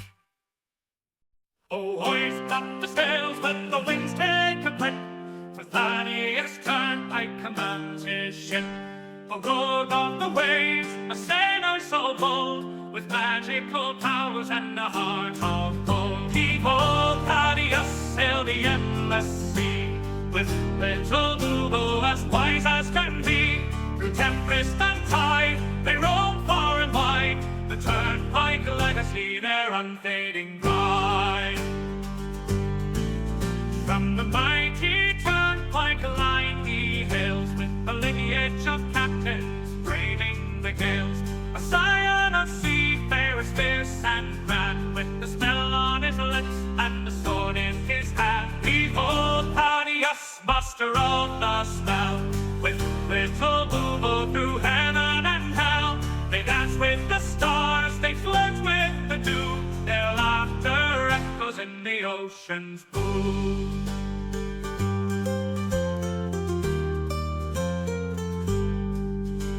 And now for his mate, little Boobo's his name. Together they soar in fortune and fame. With little Boobo, his talents wrapped in light, they summon the winds and the stars to their fight. A curse of great power, a gift or a bane, Thaddeus wields it with little to fame. A rogue with a charm, a sailor with flair, he faces each curse with nary a care. Behold, Thaddeus, the sea's arcane knight, with little Boobo in the pale moonlight. Through whispers of magic and the salt-laden air, the Turnpike adventure none can compare.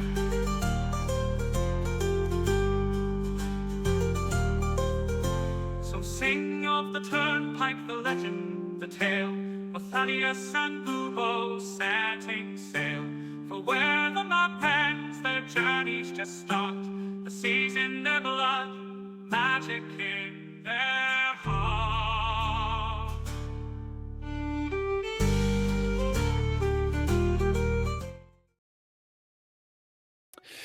Okay, we are back.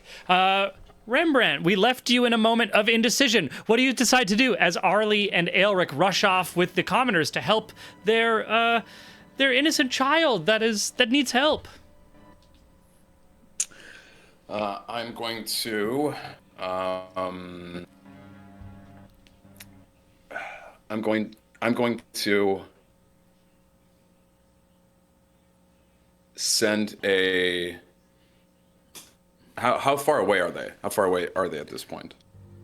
So basically, yeah, they're running off down the street and around the corner. So you're watching as they're running off. You and Thad standing there. They turn the corner. Okay. Tick, tick, tick, tick, tick, tick, tick, tick.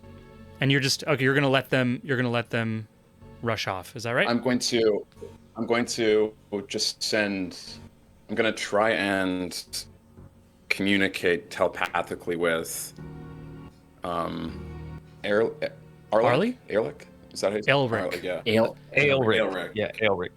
Although And knowing I'm just gonna Thad, he send him- always mispronounces it. But Yeah, Sam Yeah. always mispronounces it to this day, and God bless him for it. it's great. I love it. I'm gonna send him a mental message, like Rembrandt, to him, and I'm just gonna say,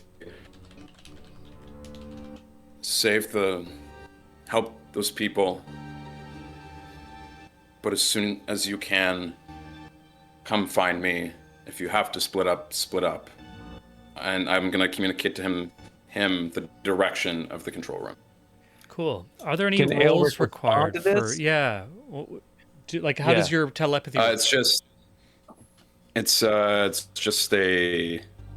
not a spell. It's a one-way message. Gotcha. So it's not like message. Okay, I gotcha. Sweet. No, So- it's just a one-way thing. So Aelric kind of slows a little bit, and Arlie's like, "Come on," and Aelric's like, "Okay, I just." Come on. Yeah, Amazing. exactly. We are going to return to our combat. I'm going to pop us over back to our combat screen just for our viewers so they can see what's going on. Harold, as you see this Oliphant smash into the building to your north, these two groups of about a dozen commoners each, I'm calling them throngs. We are using a modified swarm stat block so that I don't have to go through 20 actual characters. Come around the corner. The one to the east here is going to come towards you, and they are going to try to restrain you. That is going to be a simple contested athletics, or they're going to roll their athletics. You get to roll dexterity or athletics to avoid this. That'll be a 16 that you need to beat.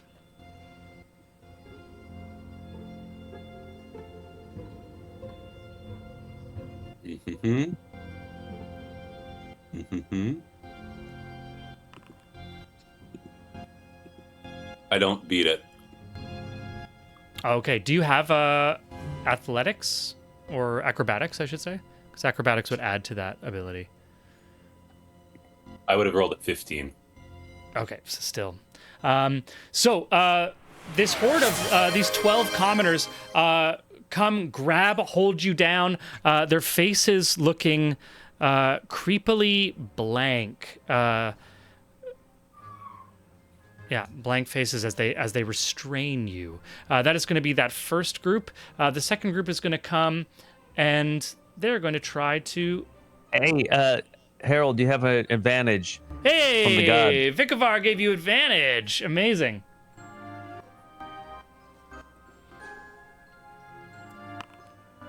$17. Nice. So with a 17, you're able to avoid grasping these grasping hands of these dead-faced commoners. And the other group is going to come and, because you are not restrained, they're going to try to do the same thing. They rolled much better, an 18. Good God. They're only rolling +1 4. Ooh, with a 4. still restrained. Okay, still restrained. man. Still restrained. But it is now your turn. Oh no! The gods have So- spoken. Disadvantage. Oh! Disadvantage for Disadvantage the for the commoners. I love it. Okay, I see you, Vikavar. I see you.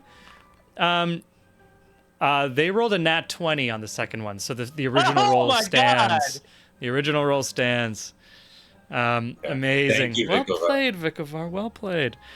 We are going to continue through Harold's turn right now, just because this is fast, and then we're going to come back to the party at the end of Harold's turn. Harold, you are restrained, surrounded by 24 commoners, and it is your turn. Which just means Yeah, your speed I'll use is my zero. bonus action to switch places with Fiona. Perfect. And then kill them all. Let the gods sort them out. And then blow up Fiona for 10d20 damage. That would be a great feature, I think. For Echo Knight to Yeah. just like erupt. Yeah. Yeah. Just like, yeah. But to balance it out, you can only do that so many times before she no longer comes back. Before like a long rest. Yeah. It would be something It's like you it's can do it once wild per long magic. You rest might or destroy something. her forever. That's what I Oh. meant. You might destroy her forever. Like you might destroy her soul Forever. forever. Yeah. Oh my god. That's crazy. But that's the Echo Knight core feature. Like I don't think you can just like remove someone's core subclass feature. I mean like, nope, you're done. You have to respec Yes. at that point. It's like, Yes, he has to get a new. super He has to get a new under- soul. New soul. Ooh. I mean, originally the Echo Knight, it's an echo of yourself. Originally, we've reskinned it for Legion to be because Fiona is Harold's heart, so they are kind of one. So it works thematically. Harold, sorry, I've given you a little moment to think. You just swap with your bonus action. So the group holding you suddenly holds an incorporeal form, and they just the few of them that are holding you fall. They don't know what's going on. Then one of them in the back points to you. There he is! Actually, they don't even say anything. These are dead-faced. But they look and they start all turning in this Yeah, I'm creepy... gonna cast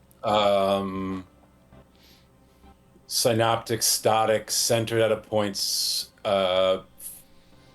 like in the top north corner of the Elefante. Okay, is it a circle? It has a 20-foot radius, so it will hit the commoners, but it will not hit Fiona. Amazing. I will put that there for you. And Synaptic synaptic static, I choose a point within range and cause psychic energy to explode there. Each creature in a 20-foot radius centered on that point must make an intelligence saving throw. A creature with an Okay. intelligence score 2 or lower can't be affected by this spell. The target takes 8d6 psychic damage on a failed save, or half as much damage on a successful one. Okay, I will say you get a 6 and a 8 from our commoners. They're all dead. And they're all dead. What does it look like 86, as... They're all dead. Yeah, they have 4 hit points each. Yeah.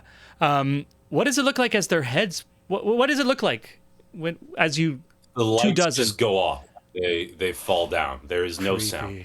It's like It's fucked up. it's psychic damage. You can't hear it. You can't see it. It's just like their noses bleed a little and they just die. The only sound is a couple of skulls on cobblestone that make a hollow coconut sound, but the rest is just Like meat. scanners, man. Yeah. All at But once. Eric, you got to Incredible. make a intelligence saving throw.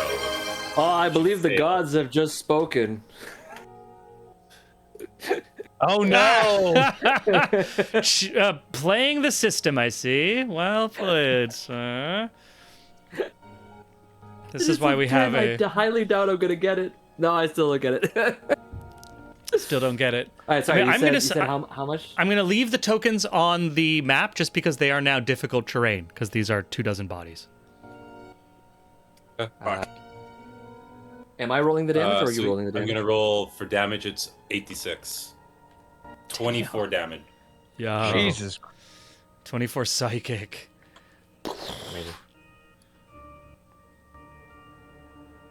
Amazing. And they're now out of combat. Incredible. We return I'm to... gonna also just move Yeah. Fiona a Sorry, little bit yeah. over. Yeah, Thank you. yeah. But I can do that on the downtime. Okay. Yeah, we return to Aelric and Arlie. Aelric, I'm going to let you describe this for yourself because this is a simple level 1 style save the innocent child from a zombie. And you are a level 15 fighter and a level 15 cleric. So you just tell me how you save these people. We're not rolling this shit. This is a waste of Okay. time to roll this. You just do it. So tell me how you one do it. Zombie? It's just one? Actually, I need to roll a d4. 2 zombies. Okay. Well, great. Well, Claire and I are just gonna, or excuse me, Arlie and I are just gonna split. We're just gonna split. We just hit point and just wonk. And Arlie's gonna go old school and smite it Okay. with the big Arlie with the big does mace. she has a mace that is a magical mace that emits light, I believe. That's right. Oh, Yeah. Yeah. He does it with the clipboard. With the clipboard? Yeah. It's not on her. Oh, don't is it even Lightbringer. No. Aelric, no roll necessary. This is level 15 Okay. characters just fucking up some zombies to save a child. You're just telling me what happens. Okay, so Arlie just comes right up and just like, just like right in the back of the head, just clonk. Well, she's Just short, so I think it would be like a back of the knee drops, head smash. There we go. Yeah. And and Elric's going to do something because the zombie is like in hot pursuit. It's like 28 days later zombie. Oh, okay, Against the kid, right? And so we see that thing, and the kid's running, and then so he takes flight. He's just going to cross body block with the sunblade out in front, just, and so he's just going to go piercing through it, and at the same time dissipated as his body goes through what's left of what's left of the other body, of the zombie's body. So Messy. it gets split in twain. It just kind of like tumbles over him, and Roll for and then mess. the kid just yeah. The kid is Mess. Well, he terrified. had to make up time. I love it. Incredible. The kid runs to the parents. Absolutely actually, the kid is like just stunned by this display of gore. Parents run to protect the child. And I think Arlie points them probably in the direction of safety at this point. They're able to find a little cellar that they have, so they like pull up the cellar, close themselves. Arlie puts like a rug over top to hide it. Just like stay there, stay quiet until either we come back to you or you hear laughter and smiles above. All right, Erlich, where are we to next?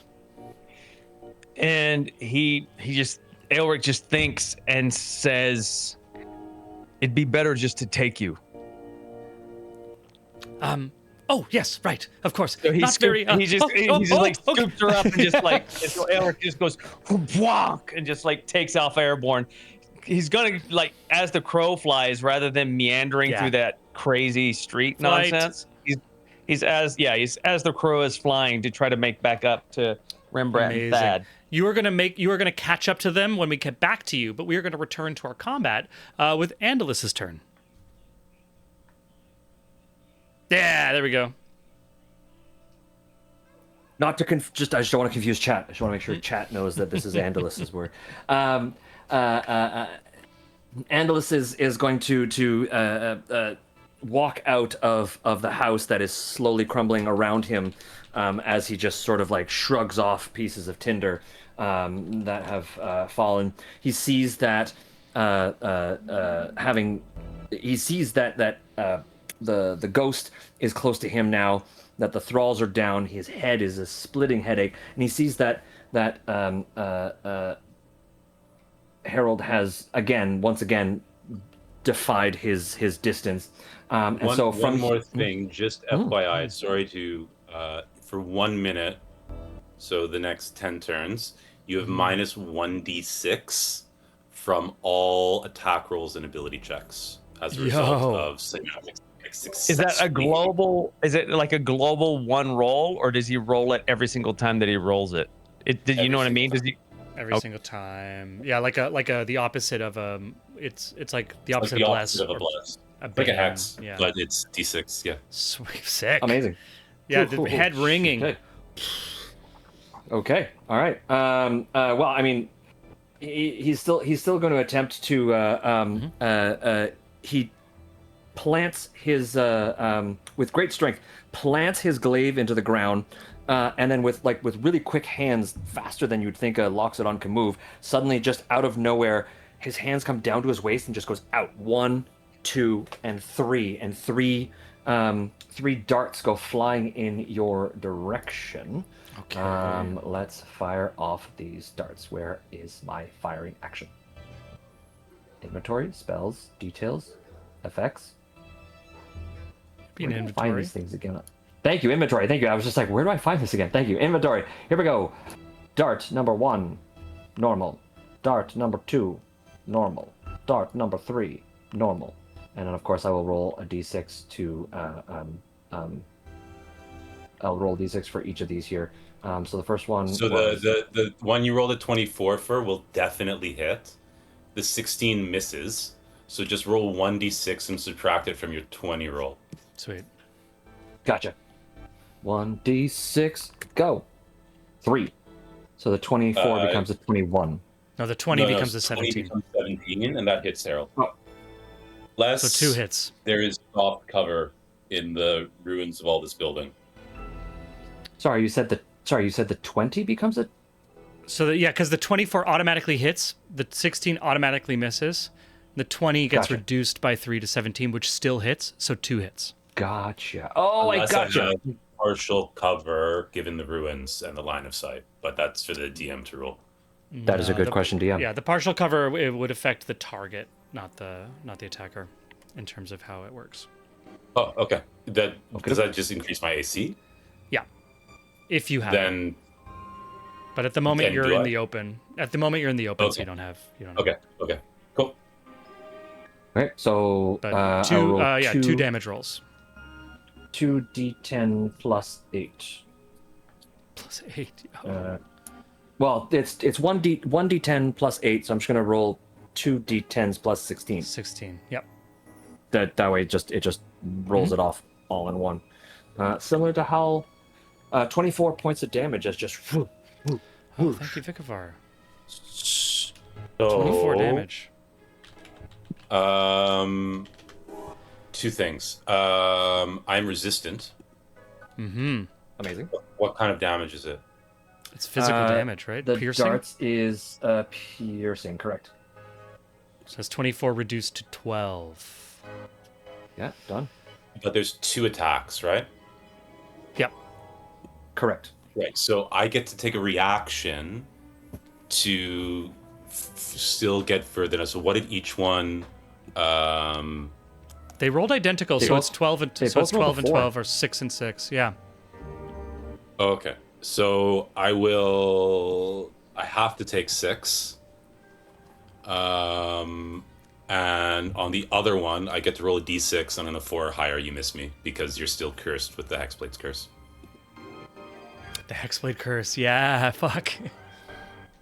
Don't roll, so I take 12 damage. Okay. Sweet. And at the end of is that the end of your turn, Andalus? You still have movement. Correct. For movement, Andalus is actually going to roll. Is actually going to walk in this direction, 30 feet. Okay. Oh, did I actually move? Nope. 30 feet this way. I can move you. Correct. Yeah, 30 feet that way. And then, that's yeah. I can't do any more than that. So 30 feet that way. Yeah. Sweet. There we go. 30 feet that way. And Vikavar has reminded us that at the and we just want to do a rule check here, but he says that at the end of his turn he can repeat the saving throw to try to remove the minus 1d6 effect. But Keen, do you want to double check that on your end? Yeah, let me double check that for you. Love But that. Vikavar says that it's probably right. Vikavar is usually save pretty good. at But the end of each of its turns. Intelligence. Sweet. So give us an intelligence will- check at the end of your 13. That's 13. not going to pass, so you still have that minus. And let me just, by the way, now that I remember. Okay. Your greater demon is still rampaging under your control. Not for long. Cool. We are going to go back at the end of Andalus's turn to Harold, or sorry, blah, blah, blah, blah, blah, Aelric carrying Arlie. You see, or I guess Rembrandt, are you hiding with Thaddeus? or are you just like you're continuing in your path, or would you have like tried to find shelter? Because they're now flying above, so he would be able to Right. see you if you're not hiding. I would say that he and I are just continuing towards the objective. Cool. So With whatever yeah. Elric is able to land. Elric comes down, lands whoosh, next to you and Thaddeus, putting Arlie down. Oh, thank you. Wow, I never fully get prepared for such an excursion. I still have all my paperwork. Yes, wonderful. Okay. And Thaddeus, I think I still need you to sign.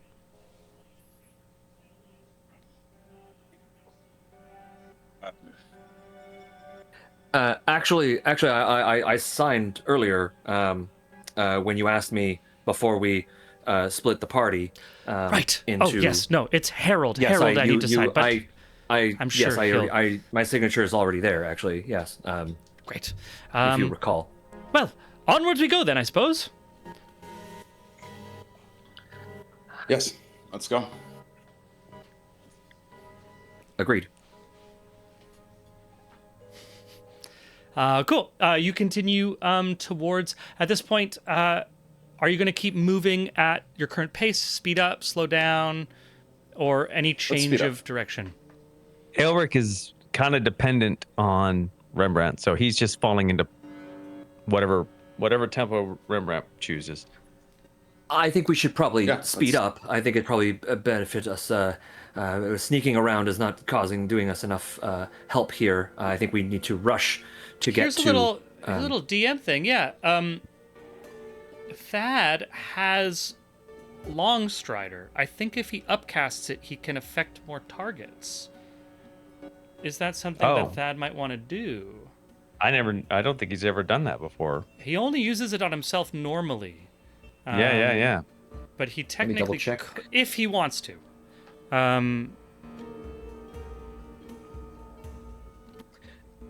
Using a spell slot second level or higher, you can target one additional creature for each slot above the first. And so, yes, technically he can. So he cast could, everyone. but to be fair, playing Thad, as you are our guest playing Thad, Thad has never used it on anyone other than himself. I'm just more This is true. reminding the player. Well, actually, how about this? I have the ability to teleport us there faster with Dimension Door. Oh, what's the range if of I- Dimension Door? Dimension Door is 200 feet. It's crazy, but I need to know where I'm going. I need to know where I'm going because there's a chance that I may pop up. Vicar says inside 500 something. feet. So, okay, so Or- I will say yeah. if you use a Dimension Door, you can get yourselves up to the gates of the castle. But you can only take one of us, right? I believe you have to touch someone, yeah. We can just say that you're all sprinting. You all get into a sprint. If that's totally fine. Well, we could do this? What if we have you and Arlie teleport up there, and then Thad, and then the two of us can continue, because Rembrandt's kind of defenseless. Aelric can also So carry a me humanoid. and- Because Aelric can Well, there you fly, go. Elric and you can just carry me. if that's Yeah. what you want to do. That's fine with me. We're splitting the party up again, but that's totally fine with me. I'm good to go. I think it's slightly splitting the party. It's more just like taking your vehicles to get to the place as fast as possible. Yeah. So the mages using their magic, you using your wings. You're like this unarmored human who's basically has a light cantrip, and can throw his voice into my brain. We got to speed this shit up, bro. So you pick him up, start flying. Also just takes you out of the range of like all the bad shit that you have to deal with. And now you can start like sprinting in the air with your speed and like not worry about waking anyone up or dealing with any Right, yeah. more distractions. And we'll say Arlie and Thad pop themselves with a Dimension Door. So just track that on your spell list. Sweet. Let's go back to our combat. This is going to be, I believe, Harold's turn.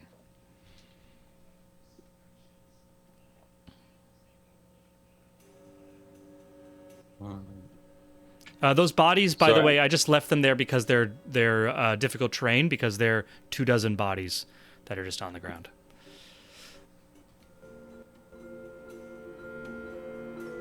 Okay. I just walk around the corner, seeing the Olifante. I will shoot him 3 times. Pew pew pew. Uh, a 19 does not hit. Does a 22 hit? 22 does. So the tendrils smoke out and block the first, block the third, but the second one goes strikes true. I'm rolling real poorly. 19's not poor.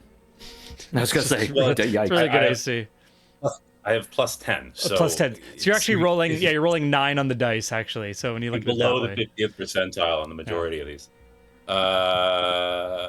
Doing 19 damage. That was a nice roll. And Harold will then take a step back around the corner, and Fiona will move towards you. Nice. Just going through space. She is not impeded by any physical anything.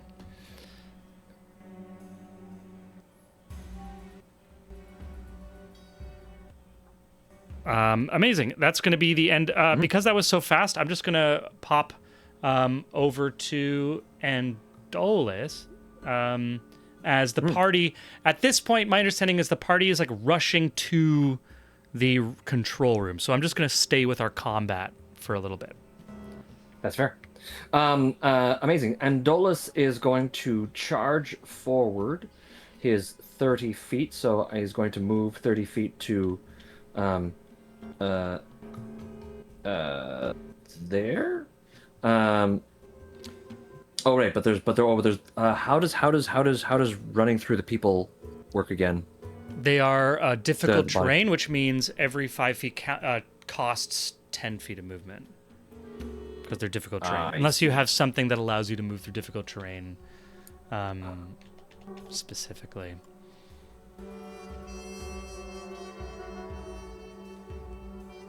I don't think so. I don't think so. No. Other than the Vikavar fact that I'm has a good large- point. If you use your... this is where you can potentially... I wasn't going to say it, but Vikavar brought it up. Do you think you can use your charge effect to kind of just plow through this difficult terrain? Because the difficult terrain are bodies. So could your charge effect just plow through these bodies potentially? I mean, I'm yes. not going to complain if the thing that can go through Yeah, go through walls wood. Yeah. is If gonna you want to do it, run we just over have to walls. we just have to make sure that that's what we're doing, and we will describe what it looks like as you do so. Yeah, no, that's very fair. That's very fair. Yeah, I mean, and Andolis just wants to cover ground, and so just wants to just charge right in, and get into range here, and so yeah, we'll do that. I will roll an AC. I'll roll the strength. Where's my thing? Where's my strength? I think you auto get through anything that's like weaker than wood or like weaker than stone. Oh, this is right? true. Yes, this is true. Yes, this is true. So yeah, 'cause I'm not- dead I'm not bodies, I'm hitting going to call. anything. I'm going to make a DM call that dead bodies are weaker than stone. So Amazing. you're going to end up, and your charge effect does damage, right? Like, or quote unquote, kind of does, like, damages things because you're going through, you're going through Fiona's path, which means that would do some sort of damage to Fiona, which means that she disapparates because Correct. taking any She damage. has my AC. Okay, Yeah, so so I'd have actually, to roll the AC. Yeah. roll the AC for Fiona, whether she actually disapparates or not. Oh no, a 6 will not do that. Okay, so she just damn. passes through you, so she's unaffected by Yep. you. Amazing. And you put your head down. Normally, as Vikavar says, you can't normally charge through difficult terrain, but we are saying that difficult terrain is bodies, and you were just like plowing through these bodies. So just tell me what it looks like as you plow through a dozen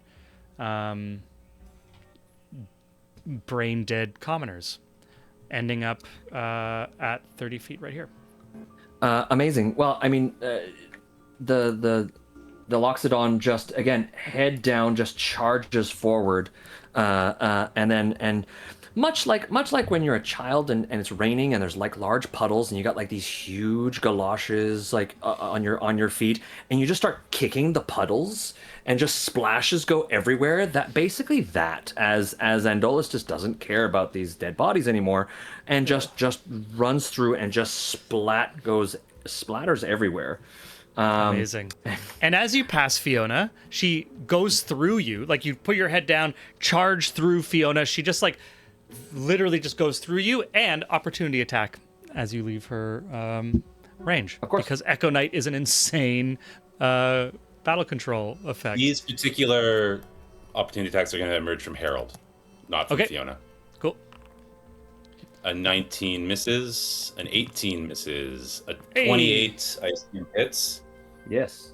Nice. Doing 18 damage and also, importantly, sending you 10 feet back. Back the way I came? Repelling blast. Repelling blast. So at the square that you provoked an opportunity attack from Fiona, So you provoked the one in there. a line from Herald, you'd be 10 feet back. I mean, you don't need to do it exactly if you don't want to. But we'll say about there. It's similar to that telekinetic reprisal that I hit you with last week. Gotcha. I see. Oh! Amazing. Thor. Thor has entered the chat. Thor has given advantage to Harold. So Harold, you get to reroll one of those attacks. Those Eldritch Blasts. Eric, what did you do in Behind the Veil?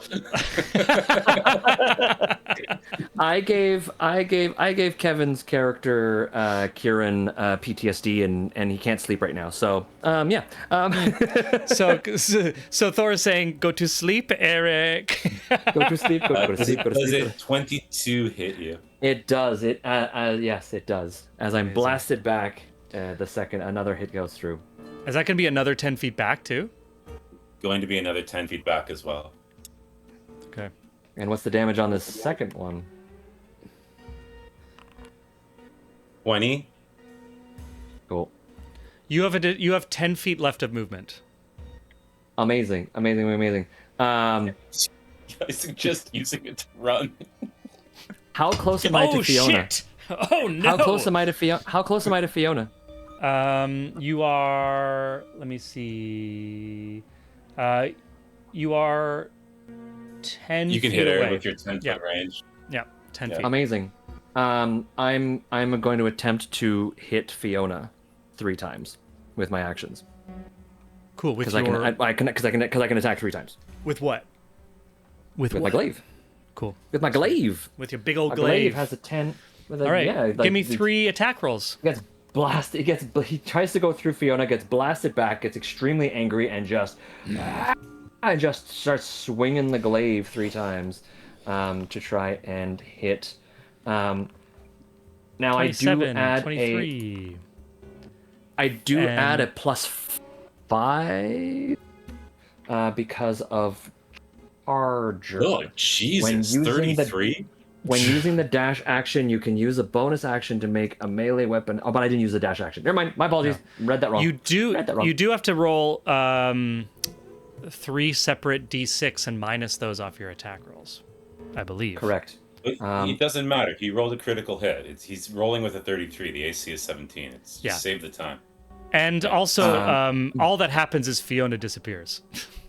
That's fine with me. He's just like, it's gone. Yeah. You did it! You killed the dead thing! Yay! You killed the ghost. I The killed ghost is something. dead. That's Amazing. amazing. And then after he's doing that, like black eyes look back over towards Harold, and he does one of these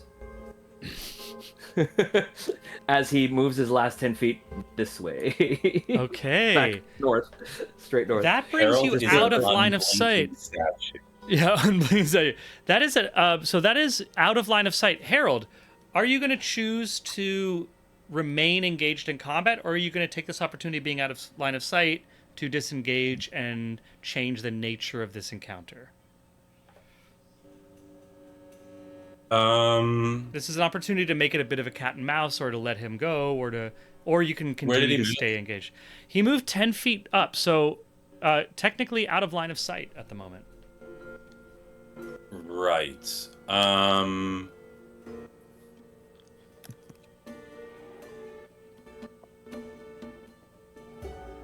I mean, I think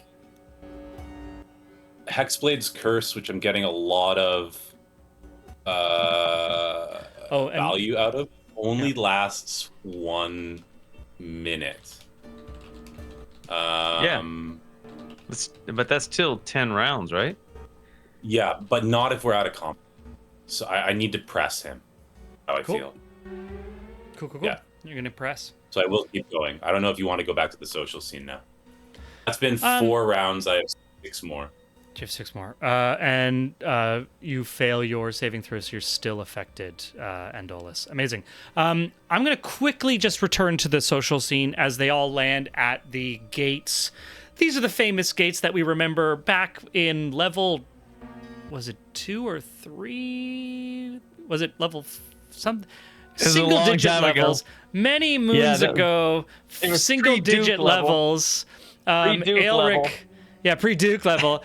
Aelric got mad and manhandled a warhorse that a knight was riding that was trying to keep him out of the front gates of the castle. And he was like, fuck the knight, I'm taking the horse. He took the horse, he grappled the horse, and he just killed the horse with his bare hands. Pushed it Oh my over. god. Yeah, so this is we're back there at that courtyard to the main entrance to the and that's where everyone kind of reconnects. Aelric putting Rembrandt down. Rembrandt, is there any? Take it away.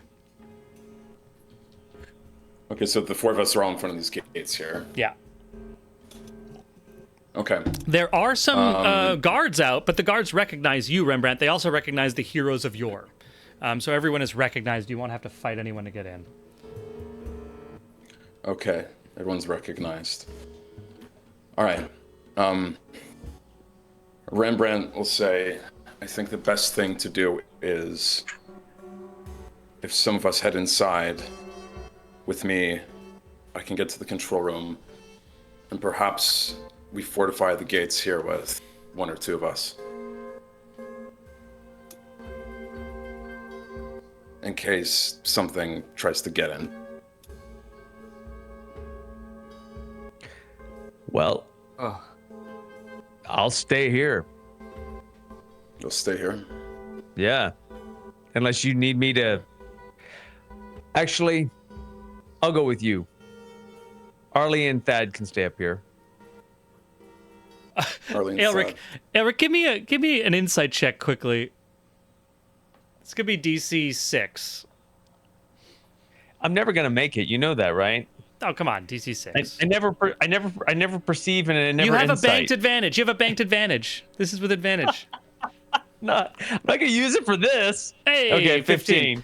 Aelric, you notice the 2 guards standing outside the main gates, who swell as you say you're going to stay with them and protect the gates, and then shrink significantly when you say, no, I'll leave it to the Kender and the weird human.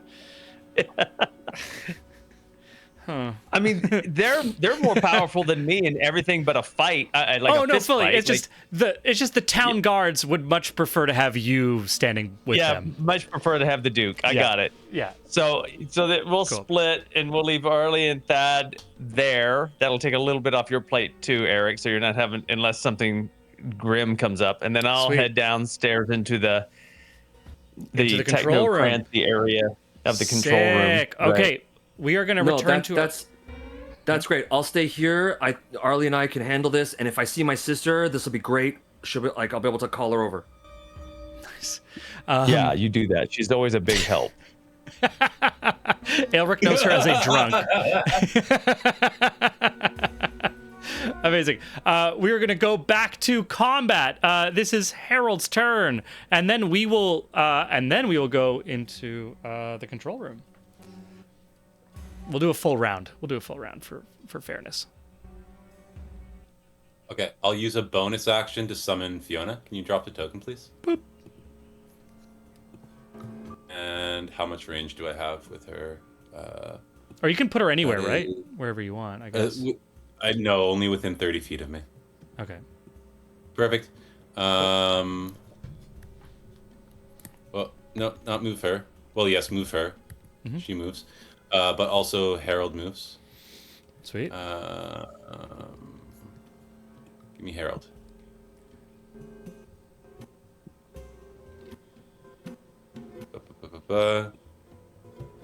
Was 15 feet of movement. I am. Okie dokie. And so yeah.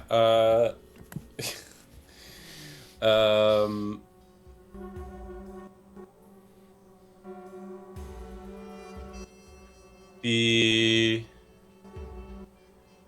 The ghost orc is back.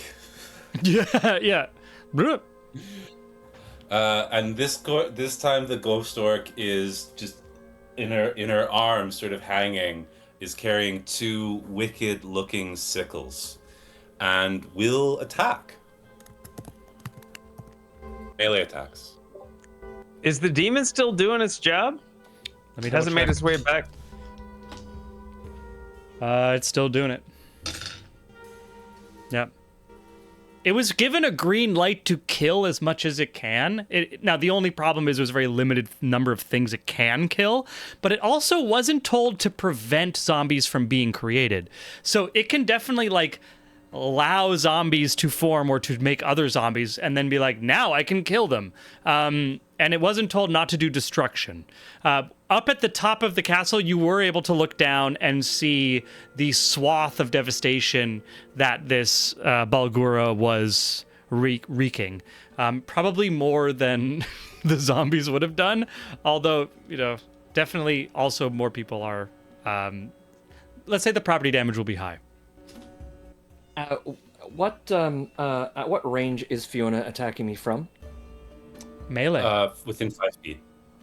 I get an opportunity attack because I am wielding a glaive and I have pole master. True, as she closes distance. Yeah. Yep. Oh dear. Okay. As she gets closer, I figured you had that build, but I needed to test it. That's very fair. That's very, very fair. So it's still using the glaive's attack ability. And the minus 1d6. 23 minus 1d6. 6 more than 17, so yeah, it hits. She just Okay. disappears. Okay. Oh! Vikavar gave you disadvantage. Damn, that's hard, Betty. That's hard. Yeah. Oh, Does a 28 hit, Vikavar? 28, even higher. All right. So she comes, sickles in hand, closes distance, swipe through, disappears. Andolus is like, get out of my face. Plus 15 for crying out loud. Good God. Wild. Cool. Harold, do you have any more to do? Anything else you want to do? Yeah, I'm just gonna take another. Sorry, I can't control my token. Can you move me 10 feet west, please? Like that? That's it. That's all I can do. All right. Awesome. And we're going to finish this round. Andalus. Amazing. Andalus was backing off to provoke an attack, but also reaches. Harold does not see this, but chat and camera sees this. As he swipes, he reaches into his sash and pulls out a potion of superior healing, and will down it. It's just dripping. He's using his trunk to do it. He's grabbed it with his trunk and it's just like glug glug glug glug glug glug glug glug glug. Okay. And 8d4 plus 8. Can I do that with on my inventory? Inventory? No, that's features. Inventory. Boom. Yes, I can. Usability. A roll. I regained 32 hit points in doing so, and then he's going to move 30. Move 20. Where's 30 feet? He'll move 30 feet to here. He'll move around so that's like 20 feet to there, 20 feet to this point. and then 10 feet towards Harold. Yeah. As you see him finishing downing one of these and then throwing the bottle to the ground as it crashes and smashes. And that, I believe, is my turn. Okay. Do I have a bonus action? I don't think I have a bonus. Oh, I don't think I have a bonus, so I'm good. Cool. No, I'm good. Who was going to the control room? Rembrandt and Aelric. Rembrandt and Aelric. Okay. Rembrandt and Aelric. We have just a couple moments before we end tonight. So Rembrandt and Aelric, you get to the doors of the control room. You've gone into the castle, gone down into the lower levels, into a point where you see like the kind of medieval stone Gothic structure transition opposite to what we would normally expect in our world, which is as you go down into older places, it gets like more into basic stone structure. This is post Celestial War. So as you go deeper into this structure, it actually becomes more metal walls and the old like you see that this is actually an old Celestial War bunker, as this was a place of a fortress during the war. You end up at these large gates. And come to the control room. You see a large room, 4 nodes in a central point. There are 8 commoners, all gnomes, working frantically at machines, consoles, 1 in each of these quadrants, and then a number of these consoles in the center room. Aelric, give me a history check.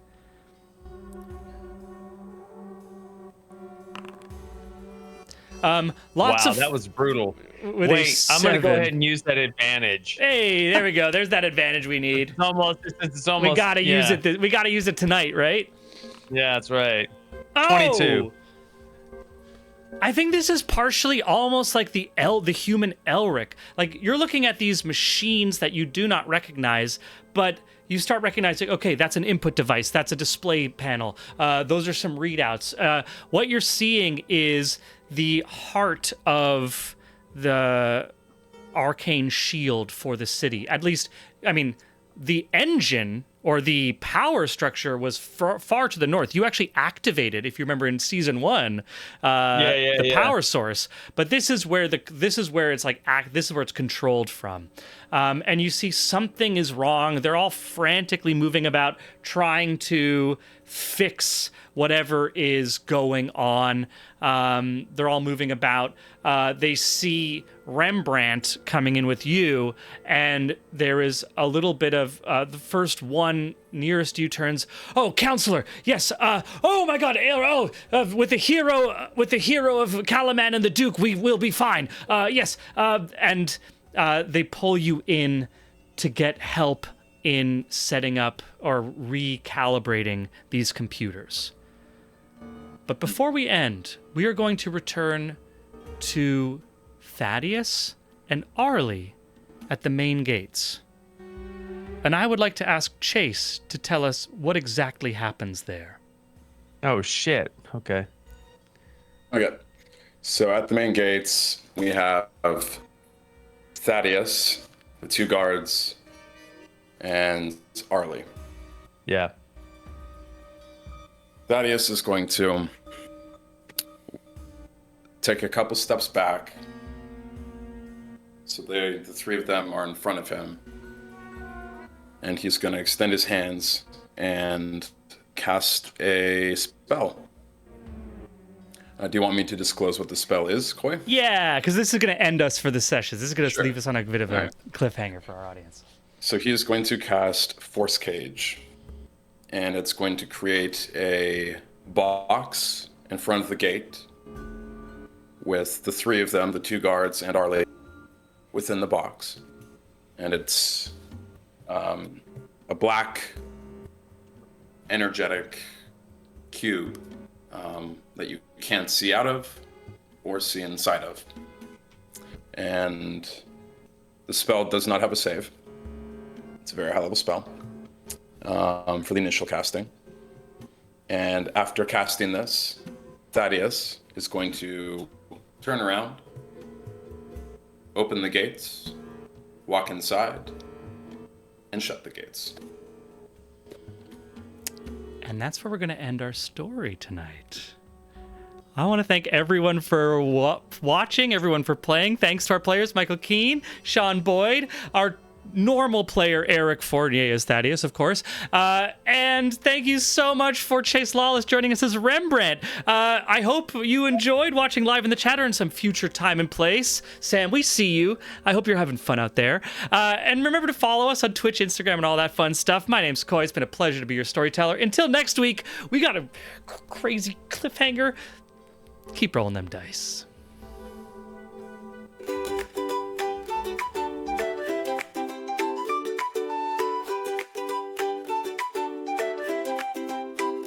Candlewick Manor, born to nobility, Ollie danced through life with frivolity.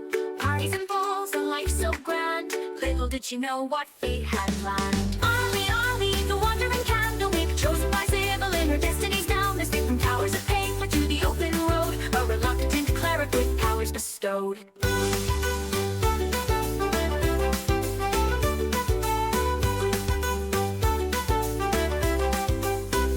Plucked from luxury, thrust into robes, surrounded by tomes and dusty old globes. But Ollie's mind, sharp as a tack, mastered the legalese others did lack. Contracts and bylaws, she knew them all. Her litigious prowess made bureaucrats fall. In mazes of paperwork, she find a way to bend the rules and save the day.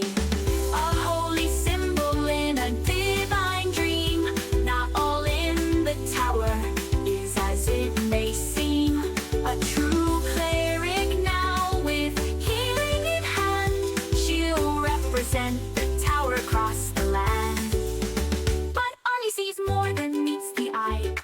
All timelines at once, futures that fly. Past, present, future, all intertwined. Sometimes leaving the present behind.